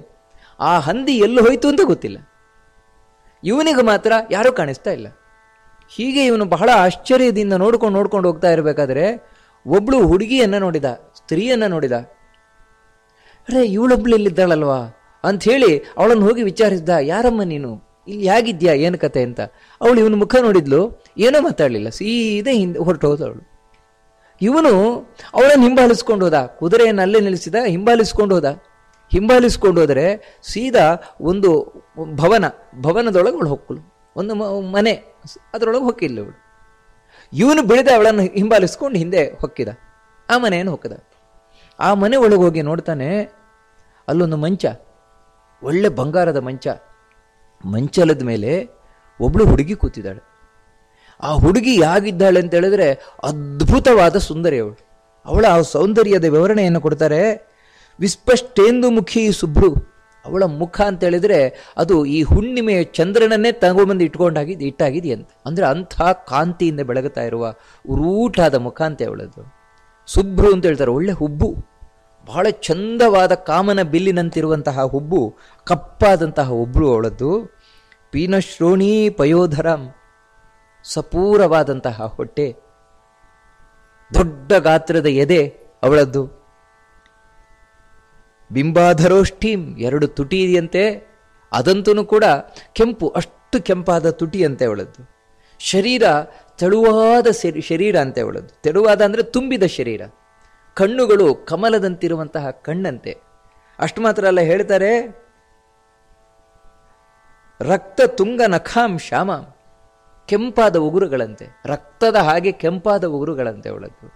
ಬಣ್ಣ ಹೇಗಿದೆ ಅಂತ ಹೇಳಿದ್ರೆ ಈ ನೀರು ತುಂಬಿದ ಮೋಡದ ಬಣ್ಣ ಅಂತ ಹೇಳ್ತಾರೆ. ನೀರು ತುಂಬಿದ ಮೋಡದ ಬಣ್ಣದಿಂದ ಇದ್ದಾಳಂತೆ. ಅವಳ ಕೈಗಳಂತೂ ಕೂಡ ಒಳ್ಳೆ ಕೆಂಪಾದ ಕಮಲ ಎಷ್ಟು ಮೃದುವಾಗಿರ್ತದೆ ಆ ರೀತಿ ಮೃದುವಾದ ಕೆಂಪಾದಂತಹ ಅವಳ ಕೈಗಳಂತೆ. ಅಷ್ಟು ಮಾತ್ರ ಅಲ್ಲ, ಸುದಶನಂ, ಆ ಹಲ್ಲುಗಳು ಮುತ್ತನ್ನು ಜೋಡಿಸಿದ ಹಾಗಿದೆಯಂತೆ ಅವಳದ್ದು. ಕರಭೋರುಂ, ಅವಳ ತೊಡೆಗಳಂತೂ ಆನೆಯ ಸೊಂಡಲಿದ್ದಾಗಿದೆಯಂತೆ. ಆ ಕೂದಲುಗಳು ಗುಂಗುರು ಕಪ್ಪಾದಂತಹ ತೆಳುವಾದಂತಹ ಗುಂಗುರು ಇರುವಂತಹ ಕೂದಲುಗಳಂತೆ. ಇಂಥ ಆ ಹುಡುಗಿಯನ್ನ ನೋಡಿದ ಇವನು, ನೋಡಿ ಎಷ್ಟು ಆಶ್ಚರ್ಯಪಟ್ಟ ಅಂತ ಹೇಳಿದ್ರೆ, ಈ ಲೋಕದಲ್ಲಿ ಯಾರು ಇಲ್ಲದೆ ಇರುವಲ್ಲಿ ಇವಳಿದ್ದಳಲ್ಲ, ಇವಳು ಯಾರು? ಇವಳು ಈ ಲೋಕದ ದೇವತೆಯ ಅಥವಾ ಯಾರೋ ಗಂಧರ್ವಳ? ಯಾರು ಇವಳು ಅಂತ ಗೊತ್ತಾಗದೆ ಆಶ್ಚರ್ಯಚಕಿತಾಗಿ ನಾವು ನೋಡ್ತಾ ಇದ್ದಾನೆ ಇವನು. ಅವಳು ಇವನನ್ನು ಅಷ್ಟೇ ಆಶ್ಚರ್ಯಚಕಿತಳಾಗಿ ನೋಡ್ತಾ ಇದ್ದಾಳಂತೆ. ಇವನು ಹೇಗಿದ್ದಾನೆ, ಇವನ ಒಂದು ವರ್ಣನೆಯನ್ನು ಮಾಡ್ತಾರೆ ಋತಧ್ವಜನನ್ನ. ಸಾಚ ದೃಷ್ಟ್ವೇವ ತಂಬಾಲ ನೀಲ ಕುಂಚಿತ ಮೂರ್ಧಜಂ. ಇವನು ಈ ಋತಧ್ವಜ ಹೇಗಿದ್ದಾನೆ ಅಂತ ಹೇಳಿದ್ರೆ, ಕಪ್ಪಾದಂತಹ ಗುಂಗುರು ಕೂದಲಿಂದ ಕೂಡ್ಕೊಂಡಿದ್ದಾನಂತೆ ಇವನು ಕೂಡ. ಅಷ್ಟು ಮಾತ್ರ ಇವನದ್ದು ಎತ್ತರವಾದ ಅಗಾಲವಾದ ಹೆದೆಯಂತೆ, ಪುಟ್ಟದಾದ ಸೊಂಟ ಅಂತೆ, ಗಟ್ಟಿಮುಟ್ಟಾದ ತೋಳುಗಳಂತೆ. ಇದನ್ನೆಲ್ಲ ನೋಡಿ ಅವಳಿಗೆ ಇವನು ಯಾರೋ ಮನ್ಮಥನೇ ಬಂದಿದ್ದಾನೆ ಅಂತ ತಿಳ್ಕೊಳ್ತಾ ಇದ್ದಾಳೆ. ಇವಳು ರತಿಯೇ ಇರಬಹುದು ಅಂತ. ಅವಳಾದರೂ ಇವನ ನೋಡಿದ್ಲಂತೆ, ನೋಡಿ ಕ್ಷಣ ಕಾಲದಲ್ಲಿಯೇ ಮೂರ್ಛೆ ತಪ್ಪಿ ಕೆಳಗೆ ಬಿದ್ಲಂತೆ ಅವಳು. ಇವನ ನೋಡಿದ್ರೇನೆ ಇವನಿಗೆ ಆಶ್ಚರ್ಯ ಆಯಿತು. ಪಕ್ಕದಲ್ಲಿ ಸಖಿ ಇದ್ದಾಳೆ. ಯಾರ ಸಖಿ ಅಂತ ಹೇಳಿದ್ರೆ, ಇವನು ಯಾರು ಹೊರಗೆ ನೋಡಿದ್ದ, ಯಾರು ಒಳಗೆ ಹೋದ್ಲು, ಅವಳಿಂದೆ ಅವಳನ್ನು ಹಿಂಬಾಲಿಸ್ಕೊಂಡು ಹೋದ. ಆ ಸಖಿ ಪಕ್ಕದಲ್ಲಿದ್ದಾಳೆ. ಇವನಿಗೆ ಆಶ್ಚರ್ಯ, ನನ್ನನ್ನು ನೋಡಿದ ಕೂಡಲೇ ಇವಳೆ ಹಾಕ್ಬಿದ್ಲು ಅಂತ. ಆ ಸಖಿ ಆದರೂ ತಾನು ನೀರನ್ನು ತಗೊಂಬಂದ್ಲು, ಇವಳು ಮುಖಕ್ಕೆ ಚಿಮ್ಕಿಸಿದ್ಲು, ಗಾಳಿ ಹಾಕಿದ್ಲು, ಮತ್ತೆ ಸ್ವಲ್ಪ ಹೊತ್ತಾದ್ಮೇಲೆ ಎದ್ಲು. ಇವನು ಕೇಳ್ತಾನೆ ಅವಳ ಹತ್ರ, ಆ ಸಖಿ ಹತ್ರ, ಯಾರಿವಳು? ನನ್ನನ್ನು ನೋಡಿದ ಕೂಡಲೇ ಯಾಕೆ ಈ ರೀತಿ ಮೂರ್ಛೆ ತಪ್ಪಿ ಬಿದ್ಲು, ಏನು ಕತೆ ಅಂತ. ಆ ಸಖಿ ಕಿವಿಯಲ್ಲಿ ಅವಳ ಹತ್ರ ಕೇಳ್ತಾಳೆ, ಯಾಕೆ ಮೂರ್ಛೆ ತಪ್ಪಿದ್ದೆ, ಏನು ಕತೆ ಅಂತ. ಆಗ ಸಖಿಯ ಕಿವಿಯಲ್ಲಿ ಏನೋ ಹೇಳ್ತಾಳವಳು. ಆಗ ಅದನ್ನು ಕೇಳಿದಂತಹ ಆ ಸಖಿ ಹೇಳ್ತಾಳೆ, ನೋಡು ರಾಜಕುಮಾರನೇ, ಇವಳು ಯಾರು, ಏನು ಕತೆ ಎಲ್ಲ ಹೇಳ್ತೇನೆ ನನಗೆ. ವಿಶ್ವಾವಸು ಅಂತ ಒಬ್ಬ ಗಂಧರ್ವ ಇದ್ದಾನೆ. ಗಂಧರ್ವರ ಒಡೆಯ ಅವನು ವಿಶ್ವಾವಸು.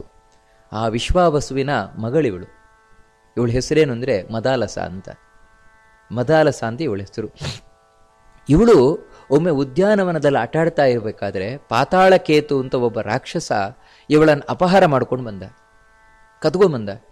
ಕದ್ಕೊಂಬಂದು ಇಲ್ಲಿಟ್ಟಿದ್ದಾನೆ ಇವಳನ್ನು. ಯಾಕೋಸ್ಕರ ಅಂದರೆ ಇವಳನ್ನು ಮದುವೆ ಆಗ್ಲಿಕ್ಕೋಸ್ಕರ. ನಾಡಿದ್ದು ತ್ರಯೋದಶಿಯ ದಿನ ಇವಳ ಮದುವೆ ಆಗ್ತಾನಂತೆ ಅವನು. ಇವಳಿಗೆ ಚೂರೂ ಇಷ್ಟ ಇಲ್ಲ ಇವನನ್ನು, ಆ ಪಾತಾಳಕೇತು ರಾಕ್ಷಸನನ್ನು ಮದುವೆ ಆಗ್ಲಿಕ್ಕೆ ಇವಳಿಗೆ ಚೂರೂ ಇಷ್ಟ ಇಲ್ಲ. ಅದಕ್ಕೋಸ್ಕರ ಇವಳು ಆತ್ಮಹತ್ಯೆ ಮಾಡ್ಕೊಳ್ಳಿಕ್ಕೆ ಪ್ರಯತ್ನ ಪಟ್ಲು. ಯಾವಾಗ ಆತ್ಮಹತ್ಯೆ ಮಾಡ್ಕೊಳ್ಳಿಕ್ಕೆ ಪ್ರಯತ್ನ ಪಟ್ಲು, ಆವಾಗ ಆ ಸುರಭಿ ಅಂತ ಹೇಳಿದ್ರೆ ಕಾಮಧೇನು, ದೇವಲೋಕದ ಕಾಮಧೇನು ಇದ್ದಾಳೆ ಸುರಭಿ, ಅವಳು ಬಂದು ಹೇಳಿದ್ಲು, ನೋಡು ನೀನು ಆತ್ಮಹತ್ಯೆ ಮಾಡ್ಕೊಳ್ಬೇಡ. ಯಾಕಂತ ಹೇಳಿದ್ರೆ ಯಾರೋ ಒಬ್ಬ ಈ ಪಾತಾಳಕೇತು ಮನುಷ್ಯ ಲೋಕಕ್ಕೆ ಹೋದಾಗ ಅವನಿಗೆ ಸರಿ ಪೆಟ್ಟು ಮಾಡ್ತಾನೆ, ಸರಿ ಪೆಟ್ಟು ಮಾಡಿ ಅವನನ್ನು ಕೊಲ್ತಾನೆ. ಅವನೇ ನಿನ್ನ ಕೈ ಹಿಡಿತಾನೆ, ಅವನೇ ನಿನ್ನನ್ನು ವಿವಾಹವಾಗ್ತಾನೆ. ಅಲ್ಲಿ ತನಕ ನೀನು ಕಾಯ್ತಾ ಇರು, ನೀನೇನು ಯೋಚನೆ ಮಾಡಬೇಡ ಅಂತ ಹೇಳಿದ್ದಾನೆ. ಆ ಇವಳು ಸುರಭಿ ಹೇಳಿದ್ದಾಳೆ. ಅದನ್ನು ನಂಬ್ಕೊಂಡು ಇವಳು ಕಾಯ್ತಾ ಇದ್ದಾಳೆ. ಇದಿಷ್ಟು ಹಿಂದೆ ನಡೆದಂತಹ ಕಥೆ. ಈಗ ಏನಾಗಿದೆ ಅಂತ ಹೇಳಿದ್ರೆ, ನಿನ್ನ ನೋಡಿದ ಮೇಲೆ ಅವಳಿಗೆ ನಿನ್ನಲ್ಲಿ ಪ್ರೀತಿಯಾಗಿ ಉಂಟಾಗಿದೆ. ಅವಳಿಗೆ ನಿನ್ನ ರೂಪ ಇದರಿಂದ ಎಲ್ಲ ಬಹಳ ನಿನ್ನಲ್ಲಿ ಪ್ರೀತಿ ಉಳ್ಳವಳಾಗಿದ್ದಾಳೆ. ಆದರೆ ಅದರಿಂದ ಅವಳಿಗೆ ಒಳಗೆ ದುಃಖ ಆಗಿದೆ. ಈಗ ಏನು ದುಃಖ ಆಗಿದೆ ಅಂತ ಹೇಳಿದ್ರೆ, ಅಯ್ಯೋ ನನ್ನ ಕತೆ ಏನಾಯ್ತು. ಯಾಕಂತ ಹೇಳಿದ್ರೆ ಸುರಭಿ ಏನು ಹೇಳಿದ್ದಾಳೆ ಅಂದ್ರೆ, ಯಾರ ಆ ಪಾತಾಳಕೇತುವಿಗೆ ಗಾಯ ಮಾಡ್ತಾನೆ, ಅವನನ್ನು ಕೊಲ್ತಾನೆ, ಅವನೇ ನಿನ್ನ ಗಂಡ ಆಗ್ತಾನೆ ಅಂತ. ಆದರೆ ಈಗ ನಿನ್ನಲ್ಲಿ ಇವಳು ಪ್ರೀತಿ ಉಳ್ಳವಳಾಗಿದ್ದಾಳೆ. ಆ ಸುರಭಿಯ ಮಾತು ಯಾವತ್ತೂ ಸುಳ್ಳಾಗುವುದಿಲ್ಲ. ಅದರಿಂದಾಗಿ ಇವಳ ಗಂಡ ಆಗುವವನು ಬೇರೆ ಇದ್ದಾನೀಗ. ನಿನ್ನನ್ನು ಇವಳಿವ ಪ್ರೀತಿ ಮಾಡ್ತಾ ಇದ್ದಾಳೆ. ಅದಕ್ಕಾಗಿ ನಾನಿವಾಗ ವಿಭಿಚಾರಿಣಿಯಾದ್ನ, ಯಾರನ್ನೂ ಬಯಸ್ತಾ ಇದ್ದೀನಿ, ಯಾರೋ ನನ್ನ ಗಂಡನಾಗ್ತಾನೆ, ವ್ಯಭಿಚಾರಿಣಿಯಾದ್ನ. ಅಂದರೆ ನೋಡಿ, ಹಿಂದೆ ಹೆಣ್ಣು ಮಕ್ಕಳಲ್ಲಿ ಎಂಥ ಒಂದು ಪ್ರಾಮಾಣಿಕತೆ ಇತ್ತು ಅಂತ. ನಾನು ಮನಸ್ಸಿನಲ್ಲಿ ಯಾರನ್ನು ಪ್ರೀತಿ ಮಾಡ್ತೇನೋ ಅವನನ್ನೇ ಮದುವೆ ಆಗಬೇಕು. ಪ್ರೀತಿ ಮಾಡೋದೊಬ್ಬನನ್ನ ಮದುವೆ ಆಗೋದೊಬ್ಬನನ್ನ ಈ ರೀತಿ ಇಲ್ವೇ ಇಲ್ಲ. ಅದು ಮಾನಸಿಕ ವ್ಯಭಿಚಾರ. ಅದಕ್ಕೆ ಯಾವತ್ತೂ ಅವಳು ಇಷ್ಟಪಡ್ತಾ ಇರಲಿಲ್ಲ. ಹಾಗಾಗಿ ಈಗ ದುಃಖಿತಳಾಗಿದ್ದಾಳೆ ಇವಳು. ಅದಕ್ಕಾಗಿ ಮೂರ್ಛೆ ತಪ್ಪಿ ಬಿದ್ದಿದ್ದಾಳೆ. ನಾನಾದರೂ ಕುಂಡಲಿನಿ ಅಂತ ನನ್ನ ಹೆಸರು. ನಾನು ಕೂಡ ಒಬ್ಬ ರಾಜನ ಪತ್ನಿ ನಾನು ಅಂತ ಹೇಳ್ತಾಳೆ. ರಾಜನ ಪತ್ನಿ ನಾನು. ನಾನಾದರೂ ನನ್ನ ಗಂಡ ಸತ್ತೋದ ಮೇಲೆ ತೀರ್ಥಯಾತ್ರೆಗೋಸ್ಕರ ನಾನು ತಿರುಗುತ್ತಾ ಇದ್ದೇನೆ. ನಾನು ಇವಳ ಗೆಳತಿ. ಇಲ್ಲಿ ಉಳಿರೋದು ನನಗೆ ಗೊತ್ತಾಯಿತು. ಈ ರೀತಿ ನಾನು ಎಲ್ಲ ಕಡೆ ಹೋಗುವ ಶಕ್ತಿ ಉಳ್ಳವಳಾಗಿದ್ದೇನೆ. ಹಾಗಾಗಿ ಇವಳು ಕಷ್ಟದಲ್ಲಿದ್ದಾಳೆ ಅಂತ ಇಲ್ಲಿಗೆ ಬಂದೆ ನಾನು. ನೀನು ಇವಾಗ ನೋಡಿದ್ದೇನೆ, ನೋಡಿ ಇಷ್ಟು ವಿಷಯ ನಡೆದಿರುವಂಥದ್ದು ಅಂತ ಹೇಳಿದಾಗ ನೀನು ಯಾರು, ಏನು ಕತೆ ಅಂತ ಅವಳು ಕೇಳ್ತಾಳೆ, ಆ ಕುಂಡಲಿನಿ. ಆಗ ಈ ಋತಧ್ವಜ ತನ್ನ ಕಥೆಯನ್ನೆಲ್ಲ ಹೇಳ್ತಾನೆ. ಈ ರೀತಿ ಒಂದು ಹಂದಿಯನ್ನು ನಾನು ಅಟ್ಟಿಸ್ಕೊಂಡು ಬಂದೆ, ಅದು ಇಲ್ಲಿ ಬಂತು, ಅದಕ್ಕಾಗಿ ನಾನು ಬಂದೆ ಅಂತ. ಇದನ್ನು ಕೇಳಿದ ಕೂಡಲೇ ಕುಂಡಲಿನಿ ಹೇಳ್ತಾನೆ, ಓ ಹೌದಾ, ಹಾಗಿದ್ರೆ ನಾನೀಗ ಸ್ವಲ್ಪ ಹೊತ್ತಿನ ಹಿಂದೆ ನೋಡಿದೆ, ಆ ಪಾತಾಳಕೇತು ಹಂದಿನ ರೂಪದಲ್ಲಿ ಬಂದ. ಅವನಿಗೆ ಸರಿ ಪೆಟ್ಟು ತಿಂದಿದ್ದಾನವನು. ಸರಿ ಪೆಟ್ಟು ತಿಂದು ಇವಾಗ ಇಲ್ಲಿ ಪಾತಾಳವನ್ನು ಪ್ರವೇಶ ಮಾಡಿದ್ ನೋಡಿದೆ. ಅದರಿಂದಾಗಿ ಆ ಸುರಭಿ ಯಾವ ಭಕ್ತಿಯನ್ನು ಹೇಳಿದ್ಲೋ ಅದು ನೀನೇನೆ, ನಿನ್ನನ್ನೇ ಹೇಳಿದವನು ಅಂತ ಹೇಳಿ ಅವಳು ಹೇಳಿದಾಗ ಈ ಮದಲಸ ಏನಿದ್ದಾಳೆ ದುಃಖ ಮಾಡ್ಕೊಂಡಿದ್ದವಳು. ಬಹಳ ಸಂತೋಷ ಆಯ್ತು ಅವಳಿಗೆ. ಯಾಕಂದ್ರೆ ಆ ಸುರಭಿ ಯಾರನ್ನು ಹೇಳಿದ್ಲೋ ನನ್ನ ಪತಿ ಆಗ್ತಾನೆ ಅಂತ, ಅವನೇ ಇವನು, ಅದಕ್ಕಾಗಿ ನಾನು ಯಾರನ್ನ ಇವಾಗ ಪ್ರೀತಿ ಮಾಡ್ತಾ ಇದ್ದೇನೆ, ಇವನು ಅವನು ಒಬ್ಬನೇ ಅಂತ ಬಹಳ ಸಂತೋಷ ಆಯ್ತು ಅವಳಿಗೆ. ಸಂತೋಷದಿಂದಾಗಿ ಅವಳು ಆನಂದ ಪಡ್ತಾಳೆ. ಅವ ಕುಂಡಲಿನಿ ಹೇಳ್ತಾನೆ, ಕುಂಡಲಿನಿ ಸ್ವಾಮಿ ನೀವು ಇವಳ ಕೈ ಹಿಡಿಬೇಕು, ಇವಳನ್ನು ಮದುವೆ ಆಗಬೇಕು, ಇವಳನ್ನು ಉದ್ಧಾರ ಮಾಡಬೇಕು ಅಂತ. ಆಯ್ತು ಅಂತ ಒಪ್ಕೊಂಡೆ ಇವನು. ಯಾಕಂದ್ರೆ ಇಂಥ ಹೆಣ್ಣು ಸಿಗುವುದು ನನ್ನ ಭಾಗ್ಯ ಅಂತ. ಕೂಡಲೇ ಇವಳ ಕುಲಗುರುಗಳು, ಈ ಮದಾಲಸ ಅವಳ ಕುಲಗುರುಗಳು ಅಂದ್ರೆ ಗಂಧರ್ವರ ಕುಲಗುರುಗಳು ಯಾರು ಅಂತ ಹೇಳಿದ್ರೆ ತುಂಬುರು. ಆ ತುಂಬುರುವನ್ನ ಧ್ಯಾನ ಮಾಡಿದ್ಲಿ ಇವಳು. ಕೂಡಲೇ ಅಲ್ಲಿಗೆ ತುಂಬುರುಗಳು ಬಂದರು.